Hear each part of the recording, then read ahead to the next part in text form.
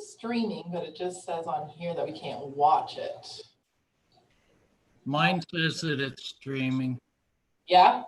Yep. Okay. Like, does anyone have the YouTube open to see? We're just having Wi-Fi here. I'll try the YouTube.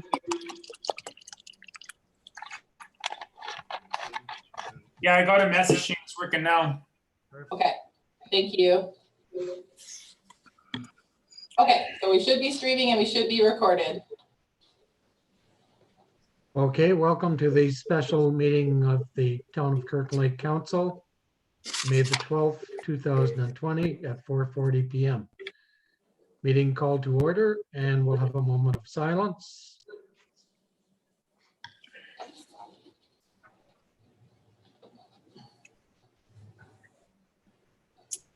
Approval of the agenda.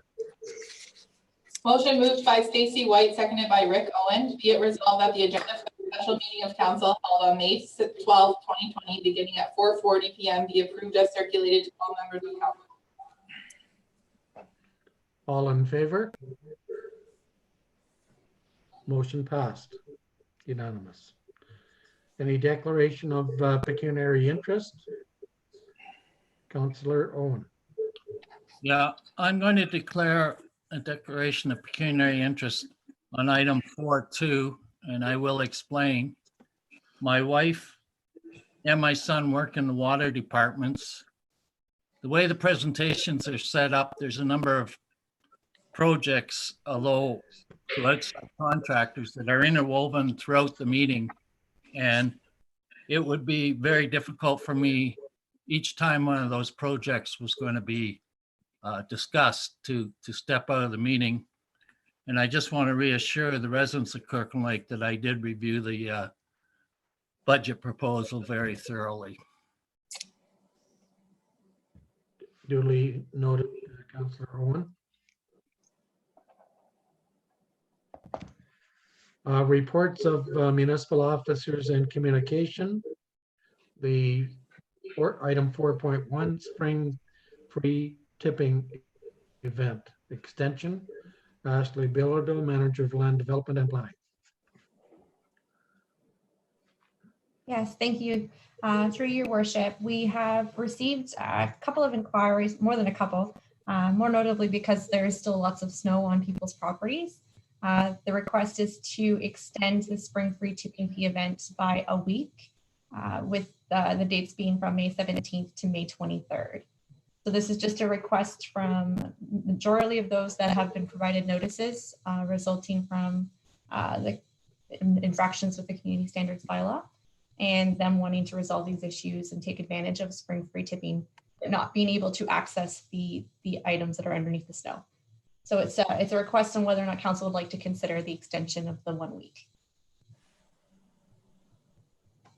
Comments or questions from council? Councillor Ivanov? Yeah, no, I think we should extend it. I think it's a great idea to get our community cleaned up. And I think this is a great way of doing it. And I know that if stuff's under the snow, it can't get cleaned up. So, absolutely. Councillor Adams? I'm in favor. The cost is $5,000. Maybe next year. I think it's our second time that we've held this event in May. Maybe we can, is it possible to have the event in June where there might be guaranteed no snow? Just a question on that one. But yes, the snow, I get it. And we need to help people clean up their yards. Councillor Perrier? I agree with my fellow councillors, but there is one little thing I'm a little confused at. I went online on the Facebook page and it talks about landfill tipping fees and that, and I couldn't find nowhere in the description where it said anything about 2 cubic meters, or you can only bring one load and get and have to pay for additional ones after that. I know there is a what do you call it, a little poster, but the poster I see says September 13th to the 19th. 2019. I'd like that's some clarification on that, please. Do you understand what I'm getting at? Yeah. Ashley? Yes, through your worship. We did provide a video to advertise this year, and the video did specify that the 2 cubic meter restriction is present. I believe online should reflect that there's a 2 cubic meter restriction as well. I'm trying to look it up right now, but if there is any, what I'll do is I'll do a very good analysis on the website to be sure that that is included in there. I thought we did catch them all. Yeah, it says here, spring and fall cleanup, May 4th to Sunday, May 17th. And I can't see anything in it. And I think that's causing a lot of confusion with people who are going out there and having to get pay for their second load or third load. And personally, I think if you're looking at everybody cleaning up their property and that, I'm not really sure we should be charging for that, because you're going to end up finding the second and the third load in the bush. That's just my opinion. Thank you. Councillor Owens. So I'm just curious as to, because this has come up before in the past. I've seen this in the past where there was that restriction, but it was never enforced. Why all of a sudden this year we're being held seriously accountable and warned? Like, I was there the first morning and I was warned that this year it's 1 load per vehicle or per household, and you're being held accountable to it. What changed between last time we did this and this year, and why? Yeah, what changed? Leave that off. Through you, your worship, I'm not aware that things have changed. From staff's perspective, we've all, like, from a department head perspective, we've been adamant that the 2 cubic meter rule has always applied. So I'm not sure exactly what has changed from an enforcement perspective. I was under the impression that the cubic meters was always being enforced. So I can look into it and try to bring some recommendations back on how we can regulate this better in next year's cleanup. Councillor Owen. In the past, a 2 cubic meter thing was a recommendation. It was not enforced. I know myself in the past, I've taken as many as 3 pickup loads to the dump. No one ever questioned me except to see my license to make sure I was a town resident. I'm not sure, like, if we're trying to get people to clean up their yards and clean up their houses in Kirkland Lake for the betterment of the community, the people who are the worst offenders are going to have more than 2 cubic meters of garbage to take to the dump. And I don't know why we would discourage them from doing that when we had this event to try and clean up the community.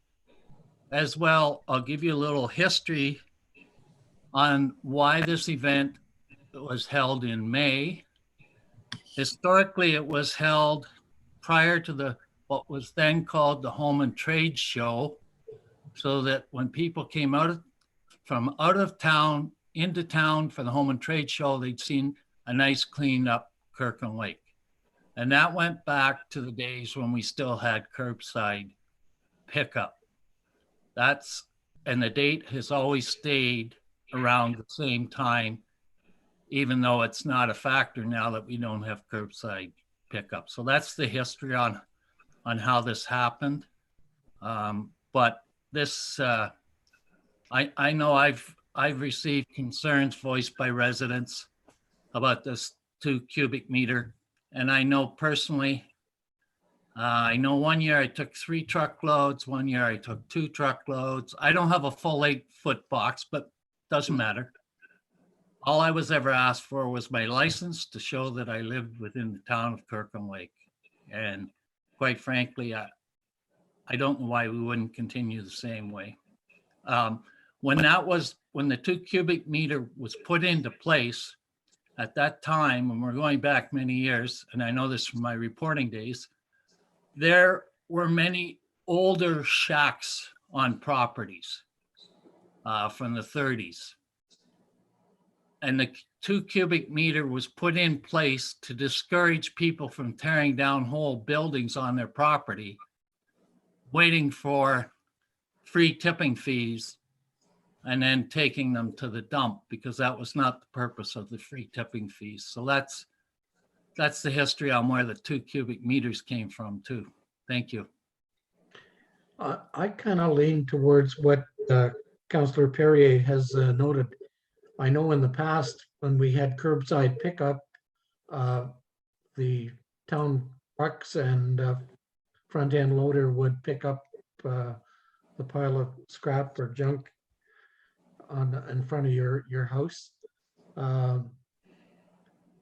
I have to agree with Councillor Perrier. I'd rather see it at the landfill site than out in the bush, because I've seen it out around Dobie and whatnot.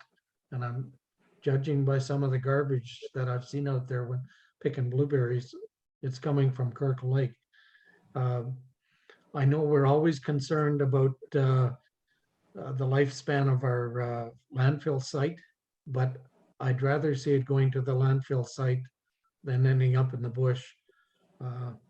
I personally, I would like to see us do a curbside pickup maybe once every 3 years and get rid of some of that stuff that people have been holding off. It sure doesn't take long to fill up a 1/2 ton truck. Some people have 3/4 ton trucks, some have a little larger. They take advantage of it and have a full load, but that's my thoughts on the topic, Ashley. Any other comments, Councillor Owen? Yeah, I also heard that people have gone out there with a partial load and then came back in a few days gone to go out with another partial load, which would have equated to their 2 cubic meters, and we're told on their second time that they had to pay. And so there's no way of measuring what people are bringing.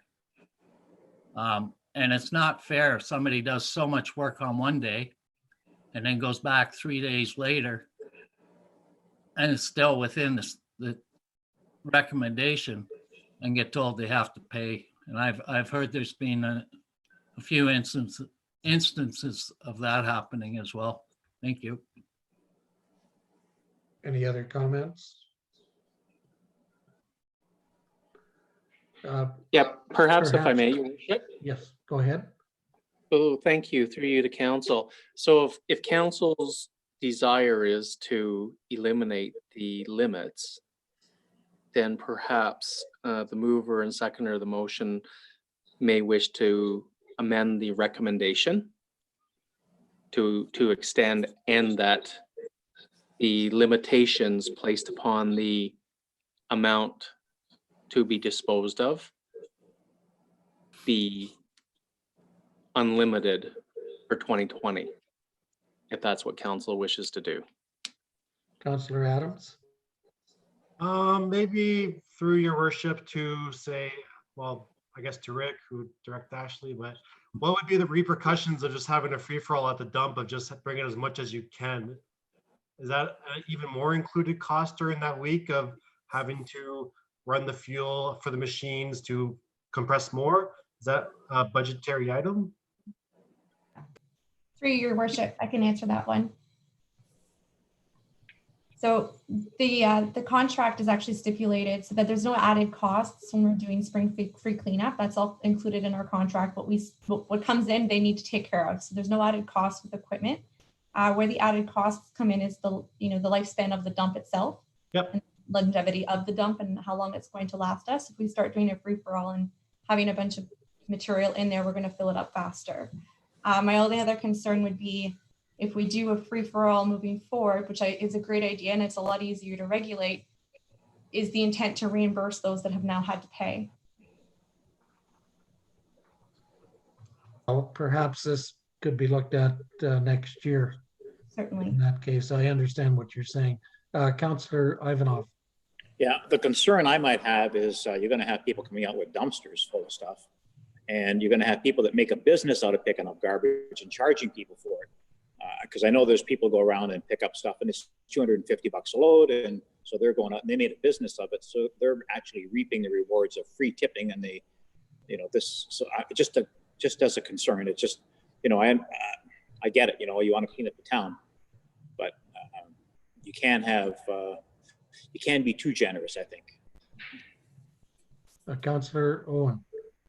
I'd like to see it go back to the way it was prior to this year, where it's a recommendation and be put out as a recommendation that people do not deposit more than whatever the measurement is. That way you're instilling in people's minds that, you know, this isn't a free for all. But at the same time, if someone has more than that stuff on their property and we want to clean up the town, they have the opportunity to do it. I also know there's at least one person in town who's dumping for seniors and doing it at no charge. Apparently what he was asked to do, because of course he was making a number of trips out there, was to get a letter signed by the senior who he was bringing the garbage out for. And I think that's a fair way of doing it. As for people making money off it, hey, it's free enterprise. I mean, if the need's there, I mean, not everybody owns a pickup truck. I remember years ago, Eugene, I borrowed your pickup truck when I didn't have one. So, you know, if people want to clean up the yard and they don't have a means of getting it there, I can't speak too harshly against people that see a way of making a dollar by helping them out. But I assume the same would apply to them. They would need a letter from the property owner or the resident that's sending the garbage out. But I'd like to see it continue as it was in the past, where it wasn't a hard and fast rule. It was a strong recommendation. Councillor Owens. I personally did not necessarily want to change it. I wanted an explanation as to why all of a sudden it was being enforced strictly without without prior warning, and some of the blame being laid in different areas. I do believe we have a request coming for next council. So my personal feeling is for right now, just leave it as it is and get us the explanation. And I feel comfortable with the explanation I got from Ms. Bilodeau on this one. So for now, I'm satisfied with where we're at. Just keep going the way it is. But Yeah, I have to agree, Councillor Owens. I don't think we can change anything at this point. We can't go retroactive and start rebating people fees and whatnot. Really today is looking at the extended period, but I think it's something that we need further discussion between staff and council for next year or for the fall one in advance, so that we can kind of clarify some of the mystery. Councillor White. Yes, I did email in motion for next council meeting that perhaps staff involved could bring back a report to council on the protocols and procedures out at the dump, so that not only just council, but members of the public can be aware of what's expected out there when they go to dump. So perhaps that can come back to us next meeting as requested via email. Thank you. Yeah, I think we need some I agree with you, Councillor White. I think we need some background information from the staff as well as to what took place, because there was some confusion, I would have to say. I'm not putting the blame on anybody in particular, but there was a communication gap somewhere. So that's a fair comment to come back. Councillor Adams. Yeah, I certainly understand the confusion on that. But if you have a procedure or a policy, you can't choose when to enforce it, right? So maybe we can get that explanation. I agree with Casey and Stacy, and yeah. Any further discussion? Councillor Perrier. Yeah, I just like to say that I think sometimes it depends on, you got to get the rules straight, because it depends on who's working out there. One day he interprets it one way, and the next guy interprets it a different way. And so one guy gets, oh, I only got 3 loads, I never had to pay. The guy said, well, I only had 1 and 2, and I had to pay. You know, so I think you got to clarify the rules so they all work the same way. The attendance I'm talking about out at the dump. Yeah. Through CAO, Rick, McGee, he is going to have the head of Public Works review what has taken place and come back and advise council so we can get a better handle on it. And I think we need a better understanding for both staff and the public as well. So if there's no more questions or comments, we'll go ahead with the motion to extend. Okay. Okay, so the motion is moved by Dennis Perrier, seconded by Patrick Adams. Be it resolved that memorandum number 2020-dev-002 entitled Spring Free Tipping Event Extension be received, and that the Spring Free Tipping Event be extended from May 17th, 2020 to May 23rd, 2020. All in favor? Motion passed, carried, unanimous. So your worship, if I may just interject for a moment, through you to council. So I've heard a number of discussion points. However, if council wants a staff report at the next council meeting, then council should pass a motion to do so. And I can tell you that we're Tuesday now for next Tuesday's regular meeting agenda, which makes it very, very difficult with the workloads that exist right now. So if a verbal report at next Tuesday's meeting is acceptable, I would recommend council pass a motion to that effect. But if you're looking for a written report, I would respectfully request that we look at pushing that out to the following council, regular council meeting. I don't think we need a written report, but a verbal at least. But Councillor White had a question or comment. Sorry, yes. So in my request via email earlier, actually yesterday, I said that I would like to put it on the motion for next meeting, which is May 19th. That way there would be 30 days because the motion would come up on May 19th because we need to put it in writing correct first. So I put it in writing for the May 19th meeting to be brought up on the May 19th meeting so that we would have it 2 weeks later. So it would be a month, I believe, is the timeline. That'd be great, your worship. That provides a little bit of breathing room and clarity for sure. Thank you. So would the clerk amend that motion accordingly? If required? Yeah, I don't think it's required, your worship. Okay. I think the council will bring it forward and it'll be on next week's agenda. Okay, I think we're satisfied with that. Perfect, thank you. Go ahead, Megan. Or we did pass that motion, sorry. A proposed item 4.2, proposed 2020 capital budget presentation. Keith Gorman, treasurer.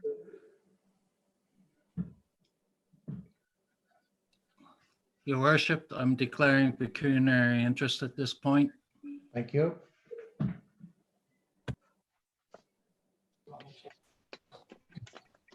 Thank you, your worship, through you to council. Megan's going to do a screen share. And what we'll do is before we jump into the actual presentation, we'll just quickly talk about the report that was put forth. So essentially the report was to update you as to where we've come along from the last set of capital numbers that were presented for the May 5th meeting. Not to go through the details of the particular report, I think it's important that we jump down to the change log, just to sort of talk you through some of the changes that we saw within the course of the week. As you can see, they weren't very significant in nature. The bulk of them focused around moving dollars from one funding source to another. So we identified some projects that had a capital application and we subsequently reduced the requirement on the tax levy as such. A couple things were added. So we did add about $24,000. So we saw some old invoicing come through. The invoicing is still set to be reviewed and is pending approval, but just for for good practice, we did earmark the funds as such. And then we also added in $4,000 for some pump work that was done in Q1 that we previously missed on our carry forwards. As we were drafting the presentation and basically timing to get it out to you guys, we did subsequently receive indication that we've been denied funding on the Connecting Link application. And as such, we took that $1 million that was sitting within the budget and basically pulled it over to deferred to reconsider for next year. So in that instance, it was a good example of where funding wasn't available, because that question came up during the last council meeting as to what would happen if we couldn't proceed because of funding, and that's essentially what would happen. We'd earmark it for discussion in the next budget process, and we would basically withdraw it from the requirements this year. So if you may, before we jump in, is there any questions in regards to the specific report, or should we get into the presentation piece?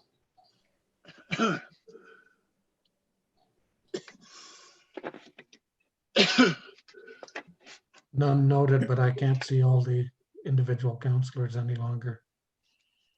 Okay. So if you want to load up the PowerPoint. The PowerPoint guy, you're in the PDF. I think you I don't know. I shared, I just Okay. shared this one. We can go to the PDF. That's Okay. fine. Is this the first tab? No, keep going down. So we'll jump. Sorry, we're just sorting through some technical Is this not it yet? issues. Just keep going. So we'll just jump into the actual presentation. Just because it will reiterate most of what was in that report. The report basically were updates to the package previously distributed. So is it clear on your screens just before we start going?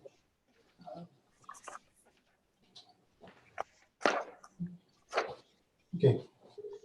So welcome this evening. We're here to talk about capital for 2020. If we can go to the next slide, Meg. And I just wanted to throw this one out here for everybody. Sort of things. Purpose, what we're trying to do. So basically with a budget, I think it's important that we always remember it's prospective. It's forward thinking, it's your vision towards the future. And when we think of financial statements, we think retrospective, because it's basically a reflection on the past. It's tough because you need to sort of know where you stand to move forward into the future. But I think you've got to put your prospective hats on here and sort of think about the long-term implications.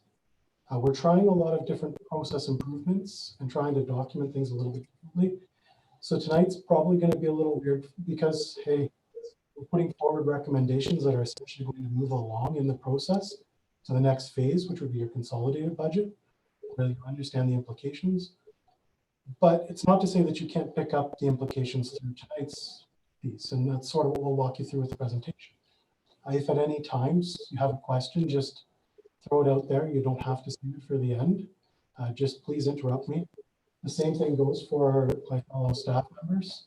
If at any times you feel like something that you need to add in, by all means, please just speak up, bring that forth. What we'll do is I'll basically walk you through the bulk of the slide deck. As we get to the departmental specifics, I'll ask that my fellow managers be prepared to speak to their respective areas. I apologize in advance when we get to a couple of them. There might be a little bit of, mingling because we have multiple managers that would be associated with the projects. But by all means, feel free to speak up. And so if I miss somebody when I get to that slide deck, it doesn't mean that you shouldn't speak up. Just chime in and add your 2 cents, please. I think there's a lot of value and a lot of knowledge in the team. It was fantastic to work with them and come through these things and, step in and help your fellow teammates if there's something that you can add that adds value tonight. So before we get into the forward thinking thing, I think it's important that we not dwell on the past. It's been sort of the unspoken thing that everybody was concerned about 2019, given some of the stuff that happened. We thought it was appropriate to basically give you a snapshot of where we're sitting within our draft financial statements, just to try to take the negative context, forward and sort of put it behind us. So we have completed our field work. Sherry and Peter have done a fantastic job working with the audit team. Statements are sitting in draft form, pending one additional item. And we just want to make note that right now we're projecting to have a surplus of nearly $600,000. And I think I touched on this briefly at the May 5th council meeting, that there were a lot of different things from the prior year that were really shaping the tone of 2020. And I think it's important that we sort of reiterate on those types of things. You know, as we sort of come through and present our 2019 financials, you'll start to see significant underspend on 2019 capital projects. You're going to see a significant buildup of reserves year over year. And then I think we've got to just sort of step back and always think about things. And, you know, significant projects aren't always surprises to us. You know, they do happen. But in some instances, in particular with the Swastika decommissioning, we've inherently moved money and earmarked it for that process to help fund the town's contribution on this very significant project that has, you know, significant implications for the corporation. So looking at 2019, basically what we're putting forward here is a summary of your reserve balances. And just bear with me while we get to that slide. What you're basically going to see is in our reserve funds, they'll come up from basically $3 million to $3.7 million. A couple areas that are really helping. We did have efficiency monies that came through and only partially spent. We had that surplus. Looking at our reserve funds, we've built them up from basically 900,000 to over $2.6 million. Within that buildup, there's been significant funds put forward towards wastewater and water work reserve in particular, which you'll see as we go down in the presentation, significant dollars going towards those areas. Over to the right, we have our gas tax and our OSIP funding, and those are essentially restricted funds. As you can see, we use nominal gas tax dollars in a year, and we built up that balance nearly tenfold, from about $100,000 to $1 million. And part of that was due to the one-time pop-up. And then if you look at our OSIP funding, as I previously touched on, we've been saving that money in anticipation of the SWAS decommissioning. And we saw that balance build basically by the $500,000 that we received, essentially from $600,000 to $1.1 million. Looking at our capital plan, and this is where I'm going with this significant underspend in particular, I tried to isolate two separate areas here: carry forward projects versus new projects. Carry forward projects would basically those projects in 2018 that we thought would impact 2019. And then new projects, those that we essentially set out to basically work towards and try to complete within the year. As far as carry forward projects, we basically spent about 325 of the intended 725,000. So we did not spend nearly 450,000 on those carry forward projects that we intended to. And we've seen some of those subsequently get carried forward into 2020 now.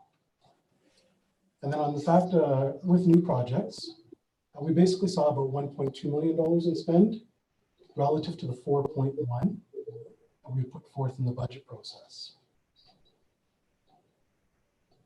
Trying to be fair and present where we landed, I think it's important that we back out some of those projects that were subsequently removed from the budget throughout the course of 2019.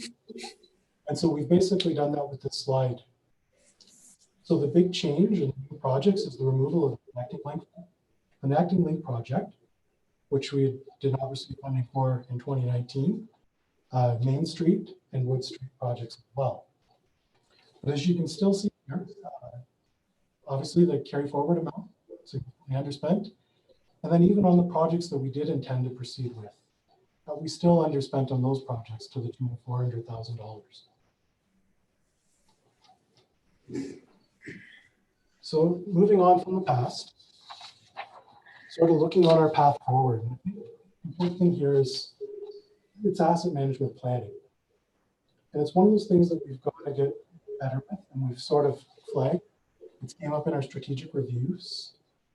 It's on everybody's radar. And, you know, informally, we've been doing some asset management planning. We're looking to formalize that over the course of the next year. But I think here you've got to remember that asset management planning is basically effectively building up your reserves and then drawing upon them as needed. It's managing your debt levels. You know, from our perspective, from the management team, we've got to work to complete those projects that have been carried forward. And basically, we've got to deliver on them. We've got to basically take our key projects. And that was one of the themes that we really talked about amongst the team, was can we really do what we're putting forward here to you guys tonight? Do we think we can actually complete these projects, regardless of whether there's money in the bank, money from the government? And the list that we put forward, the team was very comfortable that these are projects that could be achieved. And there would be some that would have we'll see later on in the slide deck. So obviously we need to focus on those projects that have secured funding, in particular the SWAS decommissioning, and then also that West End Municipal Services expansion. And then we sort of have to await funding approvals. So there are significant projects within here that we have not received guidance or approval from yet, primarily being that energy efficiencies one, which is still pending, and then we have ISIF applications as well. And so the consequences of those are, should we be denied those funding, we may have to remove these projects, obviously, from the budget, but we'll have to look at those things and also pick out those things that need to be done, you know, should we not receive funding. Because in particular with the recreation center, there are aspects that have operational challenges if we don't proceed forward. So looking at our 2020 overview and sort of path forward, we basically had about $200,000 in projects that had sort of been previously approved. So in several instances, management team appeared before council and basically obtained approval to buy things before the budget. So we looked at a pump, for instance, or the excess dollars on the boiler at the PR, and we basically sought council approval. And so for the purposes of tonight, obviously we're not going back on those things. Funds are done, incurred and spent. As we worked amongst the team over the last few months, we came up with, you know, approaching $8 million worth of projects. And then tonight, we basically got about 6.1 million sort of that we need that decision and some sort of, you know, guidance on the path forward. And when I say decision, please don't get too hung up on it. Basically, it's in theory or in principle. So we want to move these things along. I think that the projects carry merit, carry weight, and we would like to include them into our longer term plans. It's not to say that as you make a decision tonight, you come to that decision. It's not that by any means. And as we consolidate the budget, we can come back and we can look at some of these things. And we might find some projects tonight in particular, and we put those asterisks beside sort of the lower hanging fruit. When we sit down and look at the consolidated budget, we can sort of assess where we need to. So just touching on the considerations and sort of how we go from what was considered to what was recommended. We basically went through a process of internal review.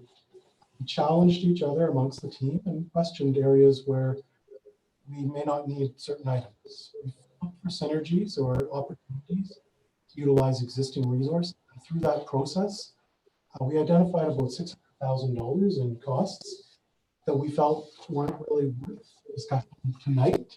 It's not to say that you guys might not want to bring those back.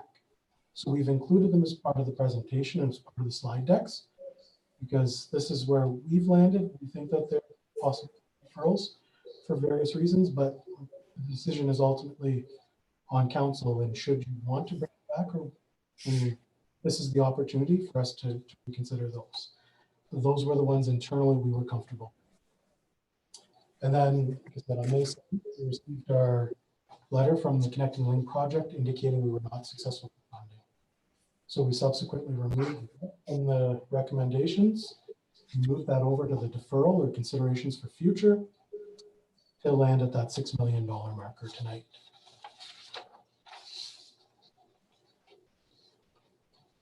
So this table, what I'm trying to do here is essentially stack up our capital process, put things in perspective with a few of the prior budgets. So in total, we've got about $6.3 million in budget that we're anticipating between approved projects.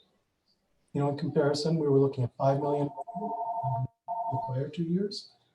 And then obviously 2017 is the anomaly with the build of the pool. I've indicated in a couple areas or tried to emphasize them in red here. I think it's important to look, and when we look at our reserves and our gas tax in particular, what you're noticing is we have used heavy utilization of those two particular areas. And with those comes consequences. We typically have a municipal portion that we need to match when we receive funding and that kind of thing. And it typically would come out of reserves or the tax levy when we're looking at that government grant aspect. One of the changes this year versus what we've done historically is debt. We've basically not indicated to leverage any debt thus far. You know, it's a strategy that we think carries weight in the fact that debt costs you longer term. As far as the tax levy, about 13% of the projects, or $800,000, is right now being suggested to be put forth. For comparative purposes, if we were to put dollar amounts on those other years, 9% would have been about a $500,000 impact on the levy. In the prior year, the 16% was $900,000 in 2018, and 2017 it was about $500,000 as well. So 800,000, you know, we're approaching the upper end of what we've seen over the last few years, but not outside of what we've historically seen within. Treasurer Gorman, Yes, go ahead. can you just clarify that projected surplus would reduce that pressure on the tax levy? Is that not correct? Potentially it could.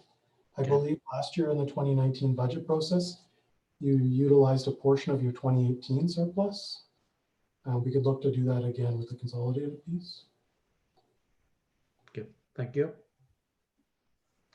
So this slide's not showing up quite as well as I thought it would with the fill. I apologize.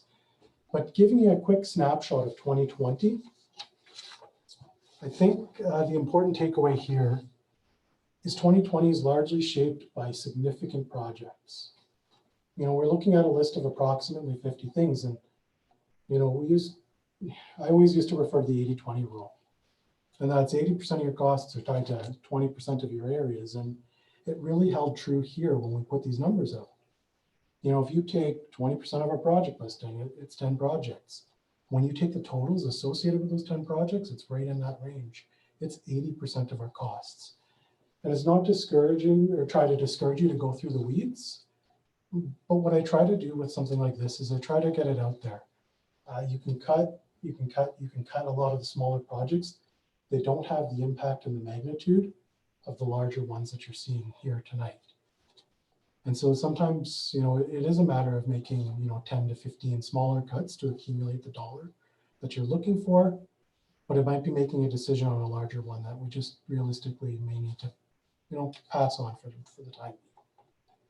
So when we're looking at those 10 projects in particular, I think it's important just to touch on quickly which ones are those with the tax levy. So right now, used grader, the trackless, and then the capital contingency fund would be one. And those are all right now going against the tax levy and part of that $800,000 that we've recommended to be put forward. It's not to say that if we've received funding that we don't proceed on other projects. I mean, the opportunity is there, but the consequences are obvious, right? We don't spend those funds, then we return those funds and that kind of thing. So we can go to the next slide just quick. So as I touched on in that past slide, draws against the levy. And I think this is the one that everybody's going to be most sensitive to. I talked about the strategy of pay now versus later. In the case of the grader and the trackless unit, collectively, we're looking at $500,000. Historically, those would have likely been financed through debt. It's not to say that that's not the path going forward. That's not the path that we've put forward, but it is a recourse or an opportunity going forward. The other one that we wanted to touch on, and this is something that came about through Rick's prior experiences, is the contingency fund. So it's those unforeseeable things that we would like to, have a few dollars for. And in these instances, we would still come to council for approval, but not have to try to find those funds, partway through the year when they happen. A good example would be Nancy's boiler, where we intended to basically repair the thing at $7,000. Turns out the better decision was to proceed with a new one at $17,000. That's the type of thing that would draw against this particular fund. We would still bring that to council for approval prior to embarking or touching on those funds. At the end of the year, should there be funds made available or left available, we would transfer them into a reserve. So just quickly, looking at our spend sort of by service area, obviously far and away the largest buckets being environmental services. Environmental services captures your waste management along with your waterworks, wastewater, etc. Next most significant would obviously be transportation services. As we work our way through the line, we've got some small dollars associated with social and family services at the TPR facility. Recreation and culture, primarily the complex. Protective services, which would be primarily within the fire department, and then general government. The important thing here when we're looking at this slide is that environmental services, we've brought in the 2021 aspect. There's significant projects that we proceed with and start now that have significant implications for the next year. So essentially, we're looking at $5 million in spend associated with those projects this year and jumping on those respective projects to $8 million next year.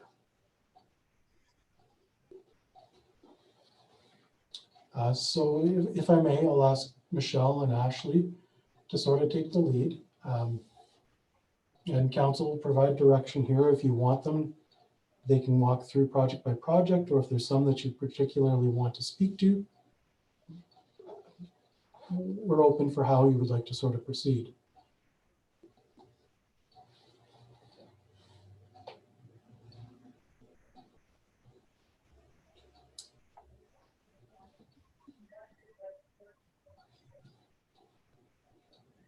So to leave, to not have some dead space here, Michelle and Ashley, basically they've put forward $5 million in recommendations, previously approved projects in and around $100,000.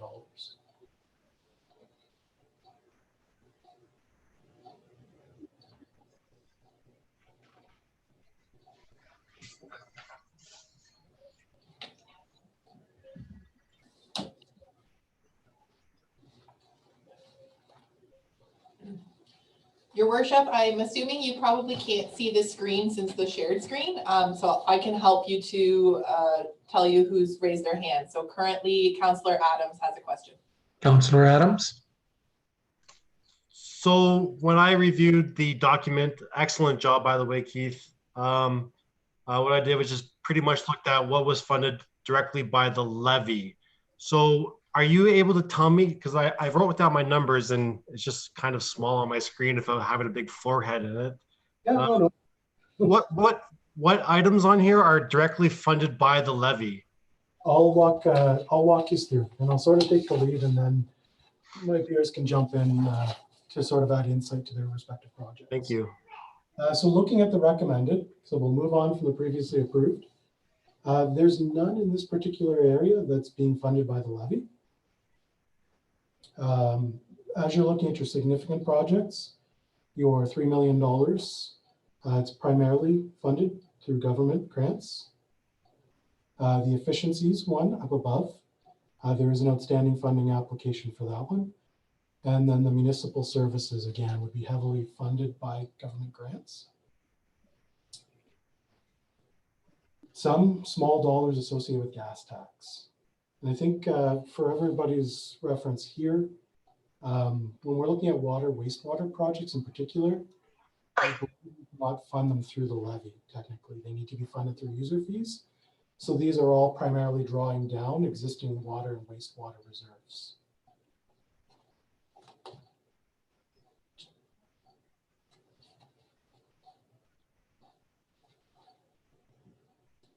Councillor Adams.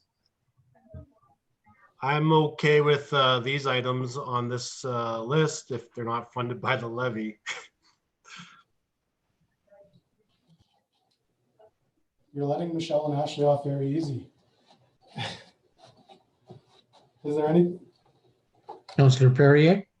I'm just wondering there, just got to find it again, the energy efficiencies at the water treatment plant and the sewage plants. These figures, were these, where did these numbers come from? Or did you have different contractors or something come in and give quotes on this, or just where did the number come from? Michelle, do you want to jump in on this one, you and Ashley, or do you want me to speak to it?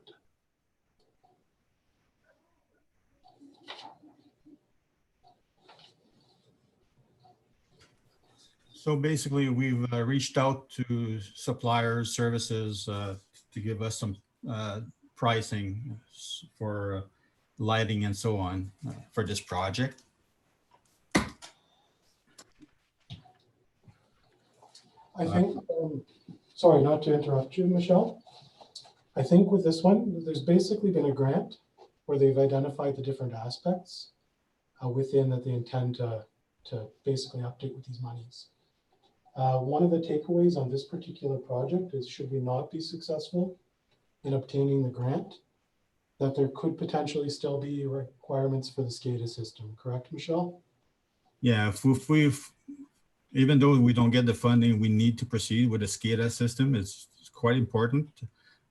If it fails, we will have to man that plant 24/7 with staff, which is going to add on to costs. So either way, I think it's the safest way to do that is to move forward with the SCADA, because Aqua will have to man that 24/7. It's going to be a huge cost. So we are actually preparing our RFP for this, and we will be issuing it as soon as possible to make, then we'll have a better dollar value for that project. Councillor Perrier.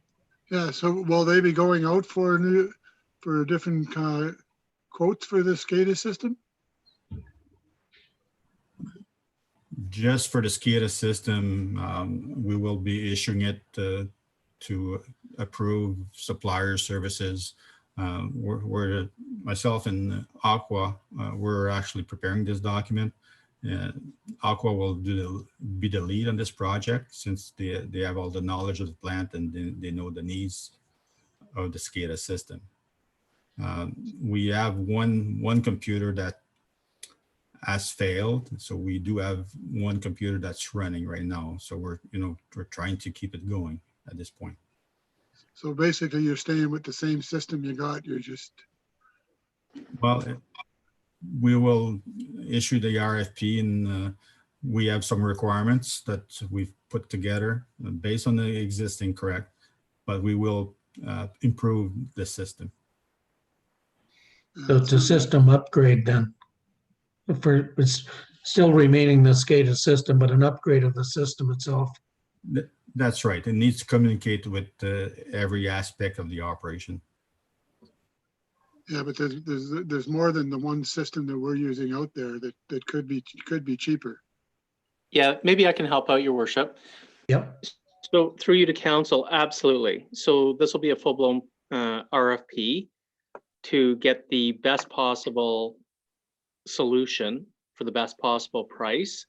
And one of the problems that many plants are experiencing is the proprietary aspect of the current system and supplier makes it virtually impossible for anyone else to do work on. And I think Aqua is looking to eliminate that hurdle and challenge with respect to future systems and applications that will be much more user-friendly and much more adaptable to anyone using it, not just the proprietary owner of the software and the hardware platform that is used. So if that explains it, that we're actually looking for more of a generic system that is more cost effective and more user friendly going forward into the future.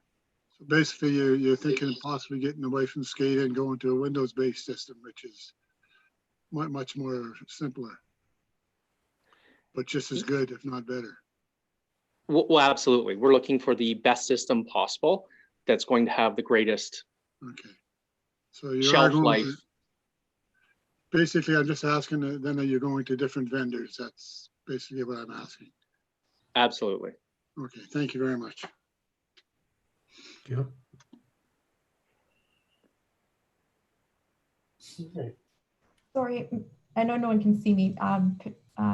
Mayor Kiley, do you mind if I speak? Yes, go ahead.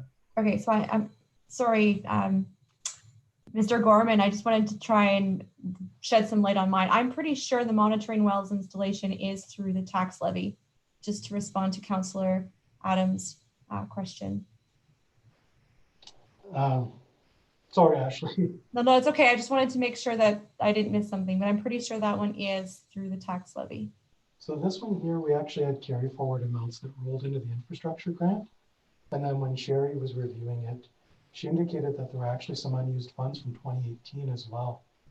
And so the unused carry forwards from the past 2 years actually were sufficient to cover amounts here. But we can go back and just confirm. So I'll take this back and speak with Ms. Bilodeau and make sure that we're aligned with it and our records sort of agree. Okay.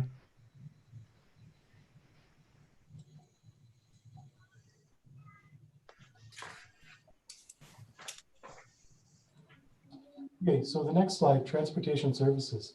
The perfect thing now is we know that Ashley's microphone works. So she'll be able to speak up here because these ones actually do have a lot that are being drawn against the tax levy. So the lion's share of these projects right now are intended to come through from the tax levy. So I think as you're looking through the list just quickly, it's approaching $900,000. Down below in the 1.3 million deferred, you can see is the larger impact, obviously being that government road connecting link application. But by all means, if you guys want to sort of question away on some of the projects within the recommended or the deferred and withdrawn ones as well, between Michelle, Rick, Ashley, Wilf, and everybody else, we'll be happy to try to address them. But these ones, like I said, are all primarily draws against the levy. If I may make a comment, Treasurer Gorman, when we look at the greater 315,000 and the trackless sidewalk machine 193, so we're talking close to, well, we're talking 500,000. Now, we've chosen not to, at least in this presentation, not to borrow. And I did have that discussion with the CAO today. I do understand why we've tried to avoid it. But that is still an option, depending on when we see the operating capital or operating budget. I think it's going to back up what you're proposing, but that is always an option of putting taking out debt for three years, for example, which would reduce the pressure on the tax levy. Sometimes debt is smart. Rates are very low. It's always an option to look back at if we find that there's going to be a heavy increase in the operation end of it. So I just thought I'd throw that out. I know we want to avoid debt if we can, but it is an option as well. Do you agree? Thank you, Your Worship. I would agree. I think these are two that we basically asked aside as opportunity should we need to basically draw down or minimize the impact against the levy. these would be two where there's a good mechanism with historically low rates. Definitely would be an option. So I think these are two that we put the tentative star on as an opportunity. Yeah, because basically when we look at 500,000, I know I'm jumping ahead here because we know kind of the rule of thumb, for every 100,000, we're talking 1% of the levy. But I'm not recommending this at the time, but I think there's some option for partial lending if necessary. But it's early in the process. When we get the operating budget, I think proposal, I think that's going to clarify why you're recommending this as you presented it. So I have no concerns yet.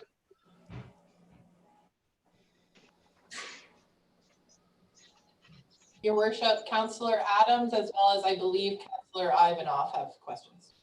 Councillor Adams? Okay, so the backup camera, I'm not for that one. So we would need a backup camera to make sure that we can see behind us. Is that for hitting equipment or for pedestrians? Do we have an option of better mirrors or better traffic control instead of that $5,000?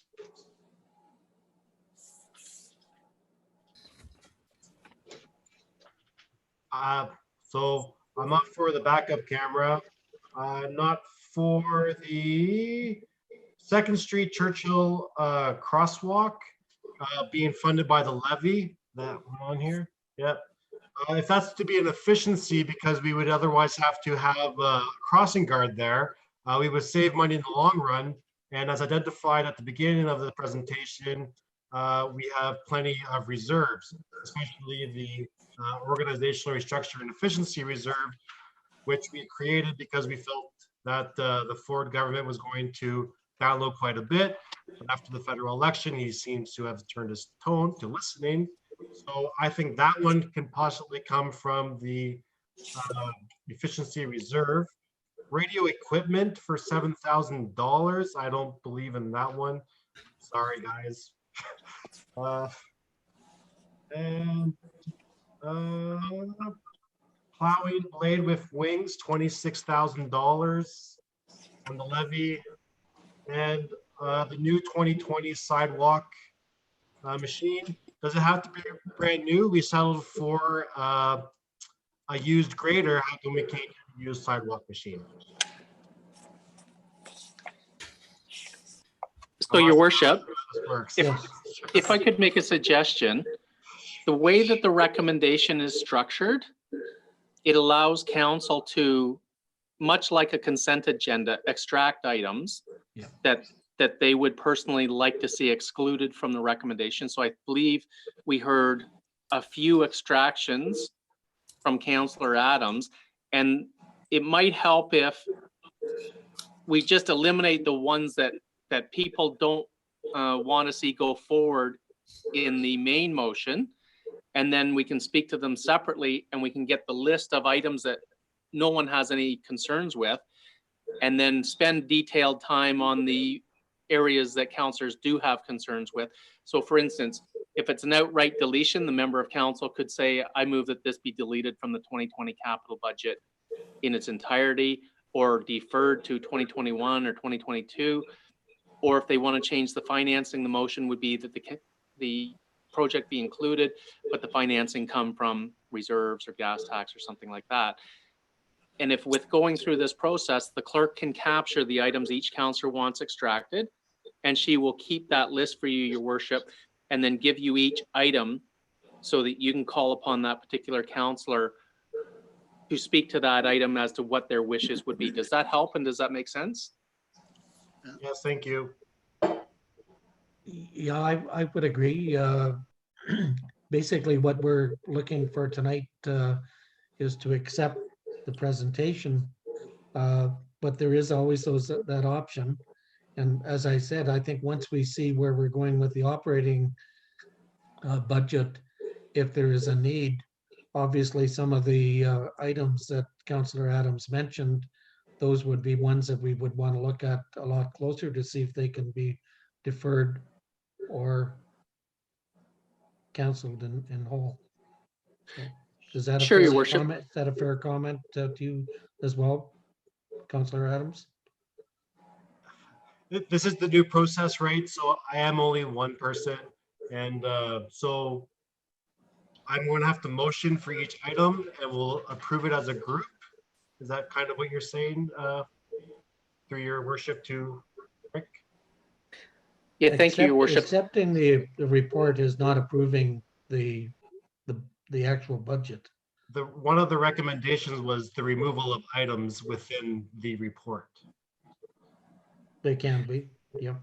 So maybe I can help out, Your Worship. Yep. So what the recommendation is to receive the report and recommend the following projects as presented in the capital budget to the consolidated budget, save and accept individual projects.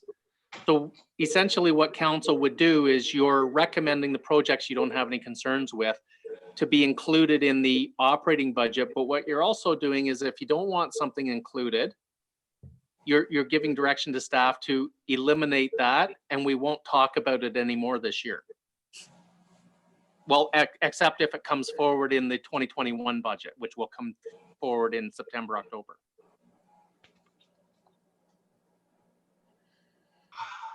Yeah, I can only speak for myself. In reviewing what was presented, I honestly didn't feel there was anything that was something we didn't need.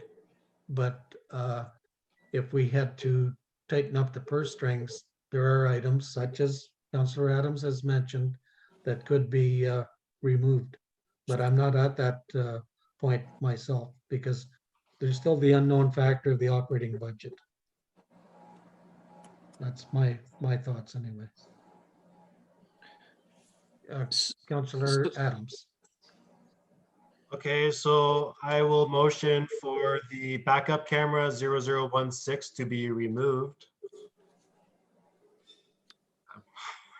So Your Worship, can we just hold that as part of the exclusions from the recommendation that's proposed, and then we can deal with that separately with more detailed discussion, and any other extractions that anybody wants can be included as an exception, save and accept to the motion to recommend the other projects to the operating budget. Does that make sense?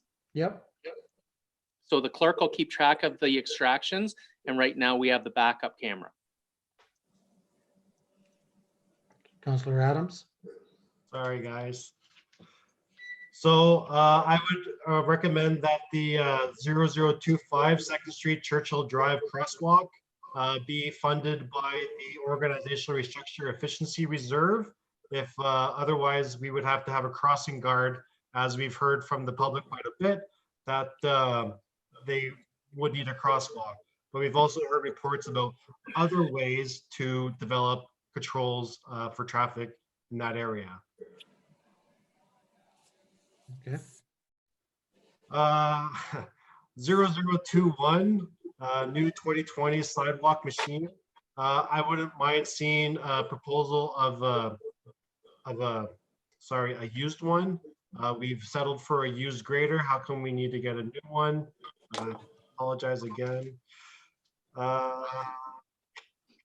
0036 would need further explanation or removal. Radio equipment 0023. I think that, and 0020.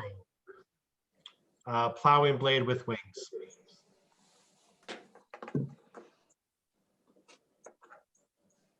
Sorry.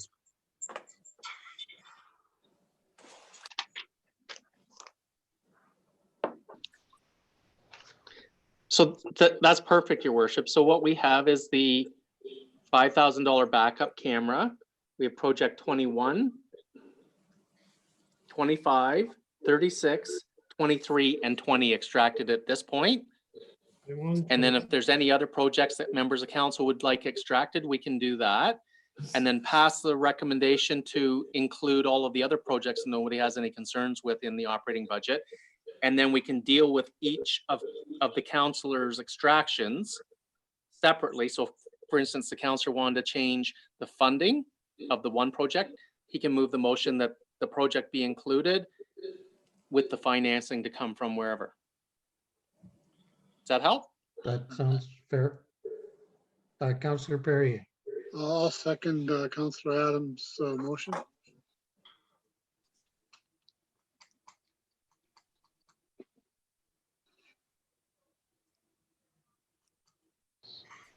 Okay, so CMAO Rick, do you want me to take the lead and walk them through various projects, or?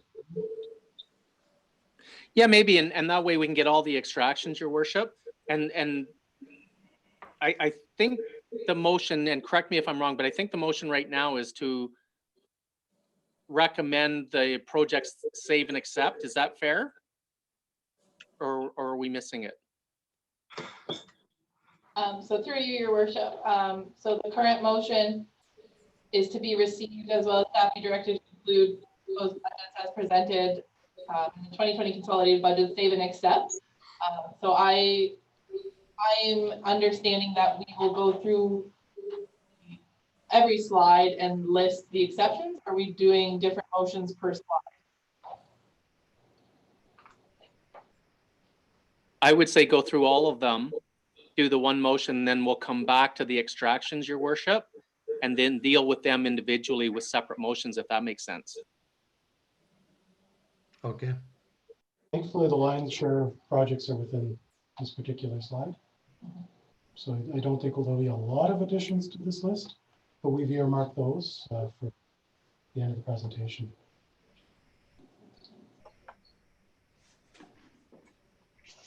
Okay, so next up we have Recreation and Cultural Services. So Ms. Sackrider is available to answer any questions. Essentially, we're looking at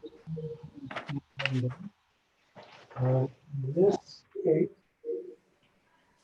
most of the projects are intended to be funded by government grants, with the exception of the zero-turn mower, which was intended to be funded through the tax levy.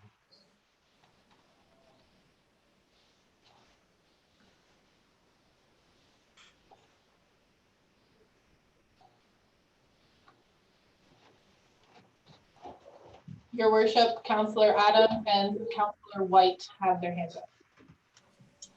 Councillor White. So with that John Deere zero-turn lawnmower, can that be knocked off now that we're amalgamating all grass cutting under one department? I can speak to that if you'd like. Thank you, Your Worship, through you to Council. So this request we had put in prior to knowing that we were going to do some amalgamation. We cut a lot of grass, and the more traditional lawnmowers are not near as efficient as the zero turn.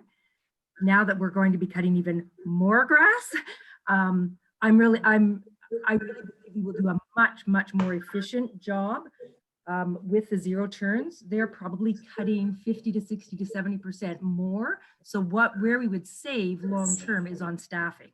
So we would be able to get a lot more grass. So we're cutting 60 acres of grass prior to us taking on our new areas. A lot of it we took on in the last couple of years, things like swastika. That was always done through a contract.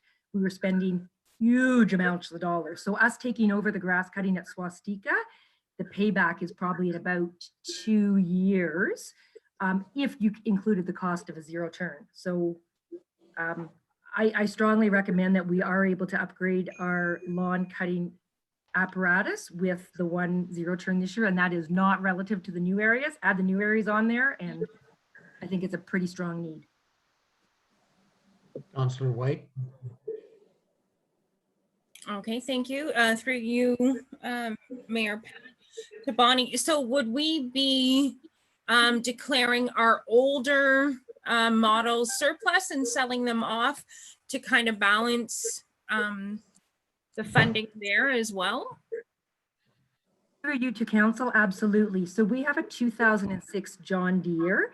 And the goal would be to actually trade that in. So the dollar amount you see here, it does not include a trade-in value.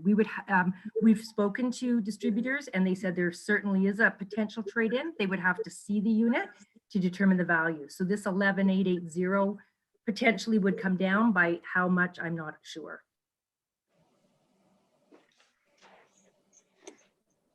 Councillor Adams, did you have a question?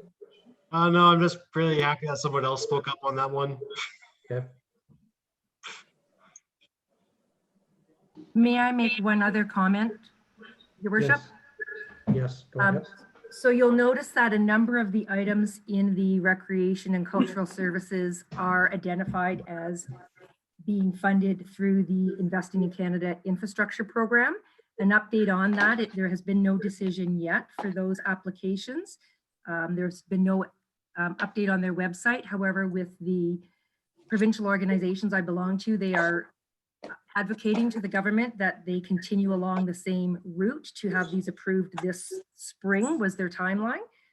So if we do not receive this funding, we would need some direction for the items that we put under that funding, whether you would like to see us proceed or not. Councillor Adams. For the item of the John Deere zero-turn lawnmower, it's being funded completely by the levy. Ms. Sackrider communicated that it would be efficiencies that it would create. So I would recommend that it would be funded through the organizational structure and efficiency fund, which still has a total of $543,000.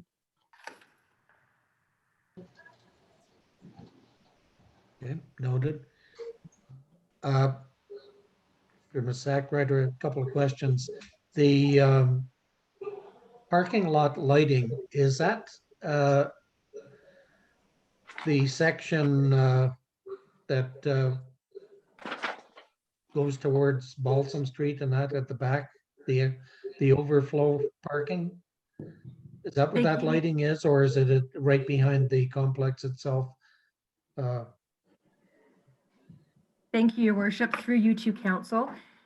In the budget form, you will see, which you don't have in front of you right now, but there are two different quotations for lighting. The one that I am including in the 2020 request is the side parking lot. So I'll say side, Okay, it's yeah, adjacent to the complex. The one for the rear parking lot, which might be through the overflow, I'm not recommending to fund for this year.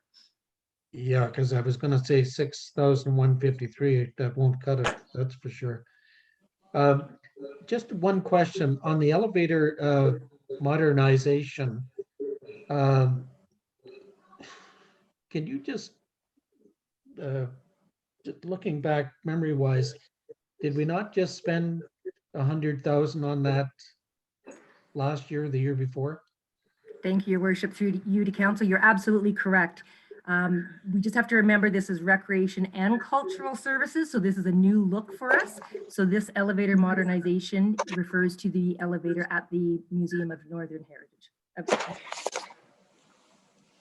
I do understand it's very expensive, the elevator itself. Probably we're talking in the vicinity 500,000-600,000. That might only be a dent. So that's what I just wanted to clarify. We're continue to modernize that unit itself rather than replace it. And that is at the museum, Your Worship. Oh, okay. It's not at, okay. I wondered because what I was referring to, the 100,000 was at the arena, at the complex, right? Thank you, Your Worship. We have completely funded that elevator last year. So this is a completely different elevator unit. It is the one at the museum. Okay. Yeah, it doesn't clarify that. So thank you. Councillor Adams. For the item of accessible parking at community complex 0044, is that an item that can be put over a couple of years, or is that something that needs to happen right away? Thank you, Your Worship. Through you to Council.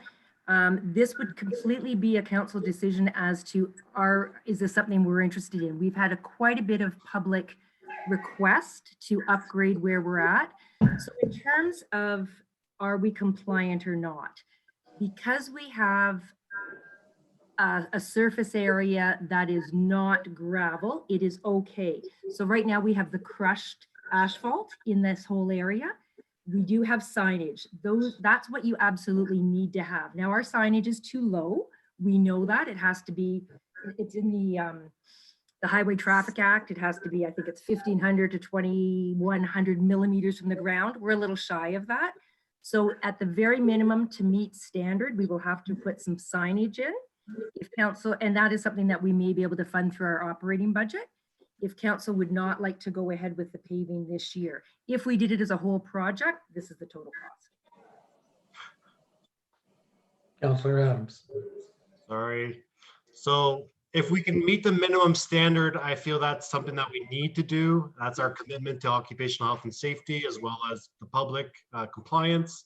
So if that's an item that we can move, then we can free up X amount of dollars for other items. I would motion for that to be spent over a couple of years. May I make a comment, Your Worship? I'm sorry, I know you can't see my Yes, hand. Go ahead. Go ahead. So through you to council, this item is in the ISIP funding.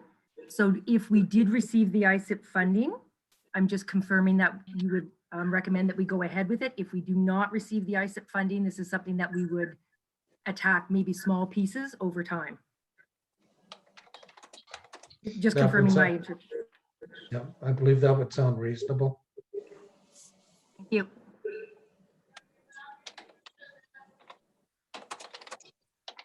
Any other items of concern to council? Mayor? Yes, go Eugene? ahead. Yeah,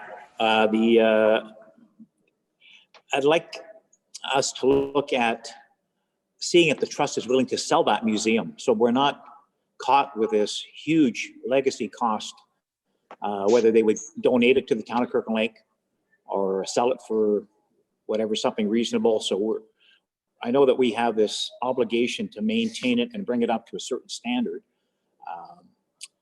I'm not, I know it's not a well-visited museum. Maybe it's something that we're always going to be caught with this unless we have some sort of a back out where we can actually walk away from it, or maybe let them have it back and let them pay taxes on it. I know that they're not paying taxes now. I just want to have more options and just continue to put money into this this facility that is not well used.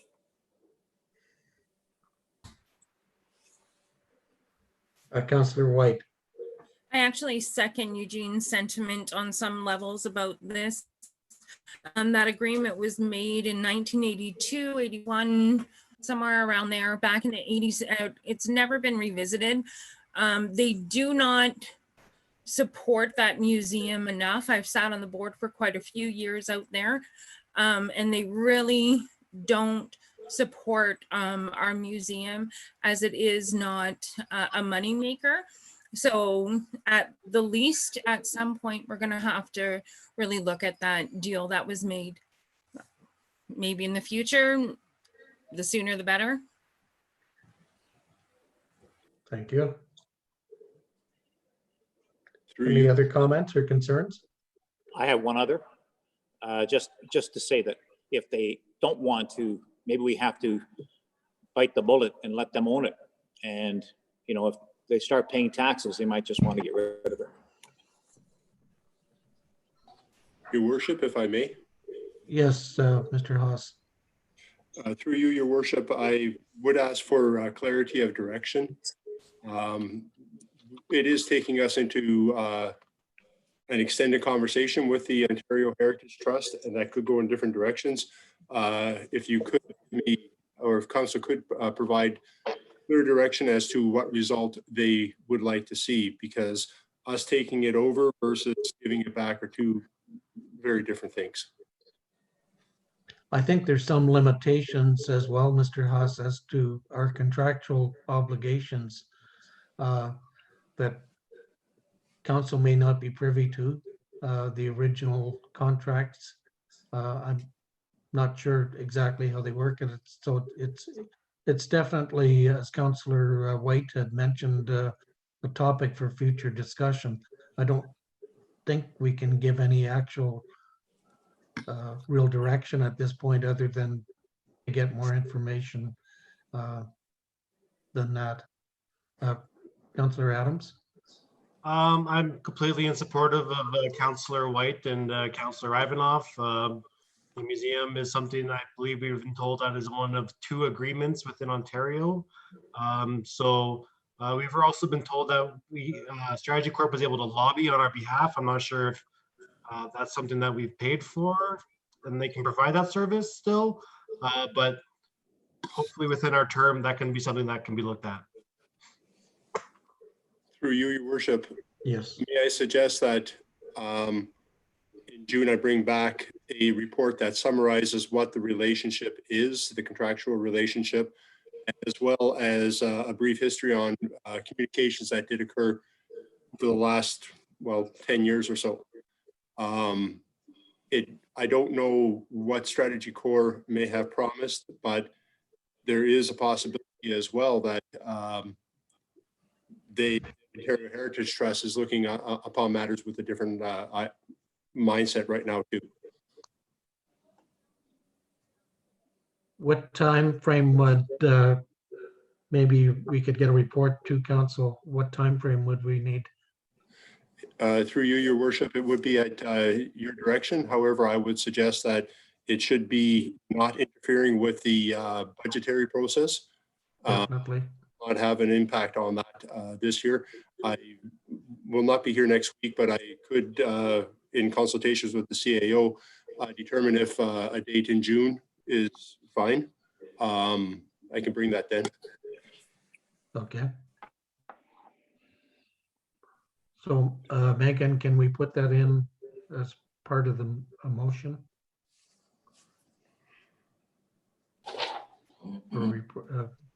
Recommending a report to council be brought back, So say by the end of June. I also just wanted to be clear, am I adding 0056 and 0057 to the main motion to put those aside to discuss? Or are those leaving, am I leaving that? I'd have to agree it would be a separate motion. I think so.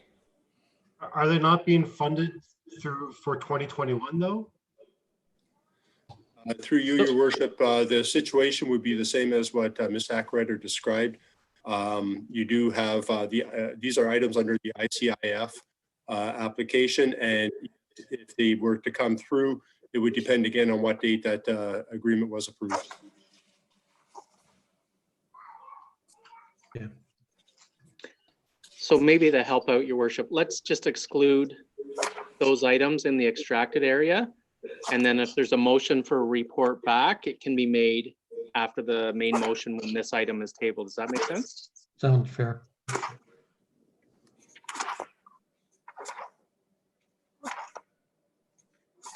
I have a quick question before we move on, and this is curiosity. Washroom facilities at Kinross, what are we looking at? I'm not reopening this debate tonight. I just is it one of those porta potties we see at rest stops along the highway, or is it an actual bathroom, which I don't think you can get for $5,000?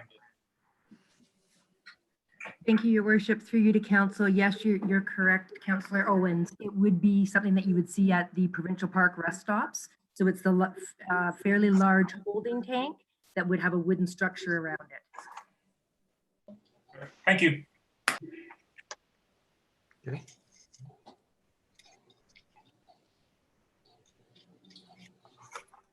Your worship, Councillor White has her hand raised. Councillor White. Sorry, not that I want to bring up the debate either, but I just want to say how pleased I am that that appears again this year. I didn't expect it to come back, and I know that the people that were behind getting it to council chambers to begin with are very, very pleased with it coming back. So thank you.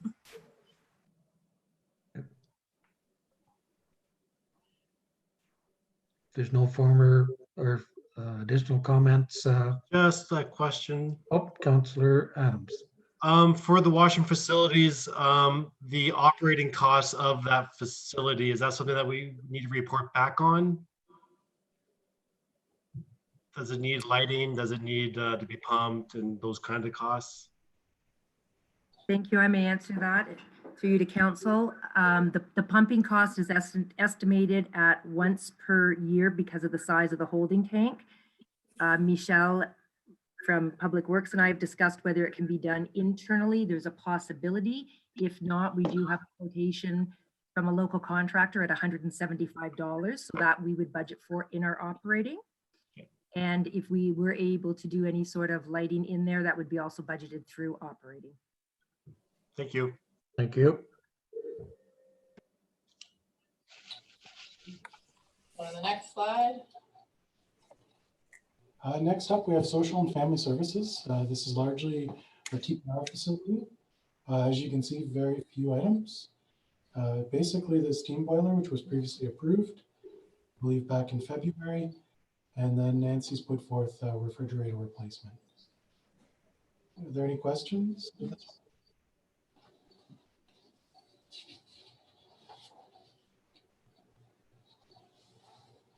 This one would be intended to be funded from the tax levy.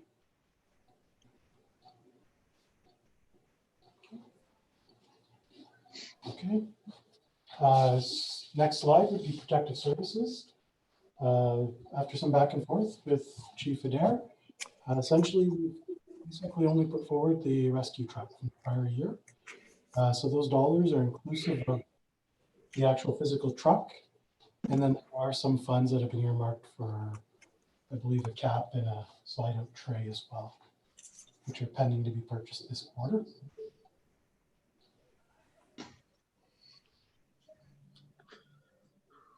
Are there any questions in regards to protective services or anything? Historically, you would have probably seen bunker gear and that type of thing.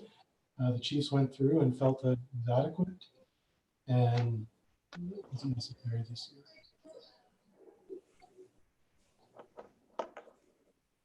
Okay, and lastly, we have a general government. Within this list, we do have Donna, I believe, on the line who can speak to the computer equipment in particular. Megan can speak briefly about the generator replacement with the OPP. I can speak to the last two items, which would be question capital. In this case, the bulk of these would be funded within the levy. Just for reference, are kind of split. Half of them would be funded by the levy and half of them would be funded by dollars from TPR that they receive from Rexall. So we're looking at about a half and half split between that 40,000.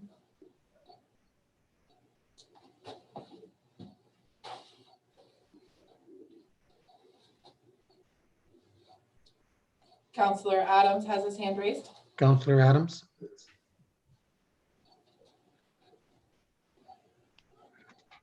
Can't hear you.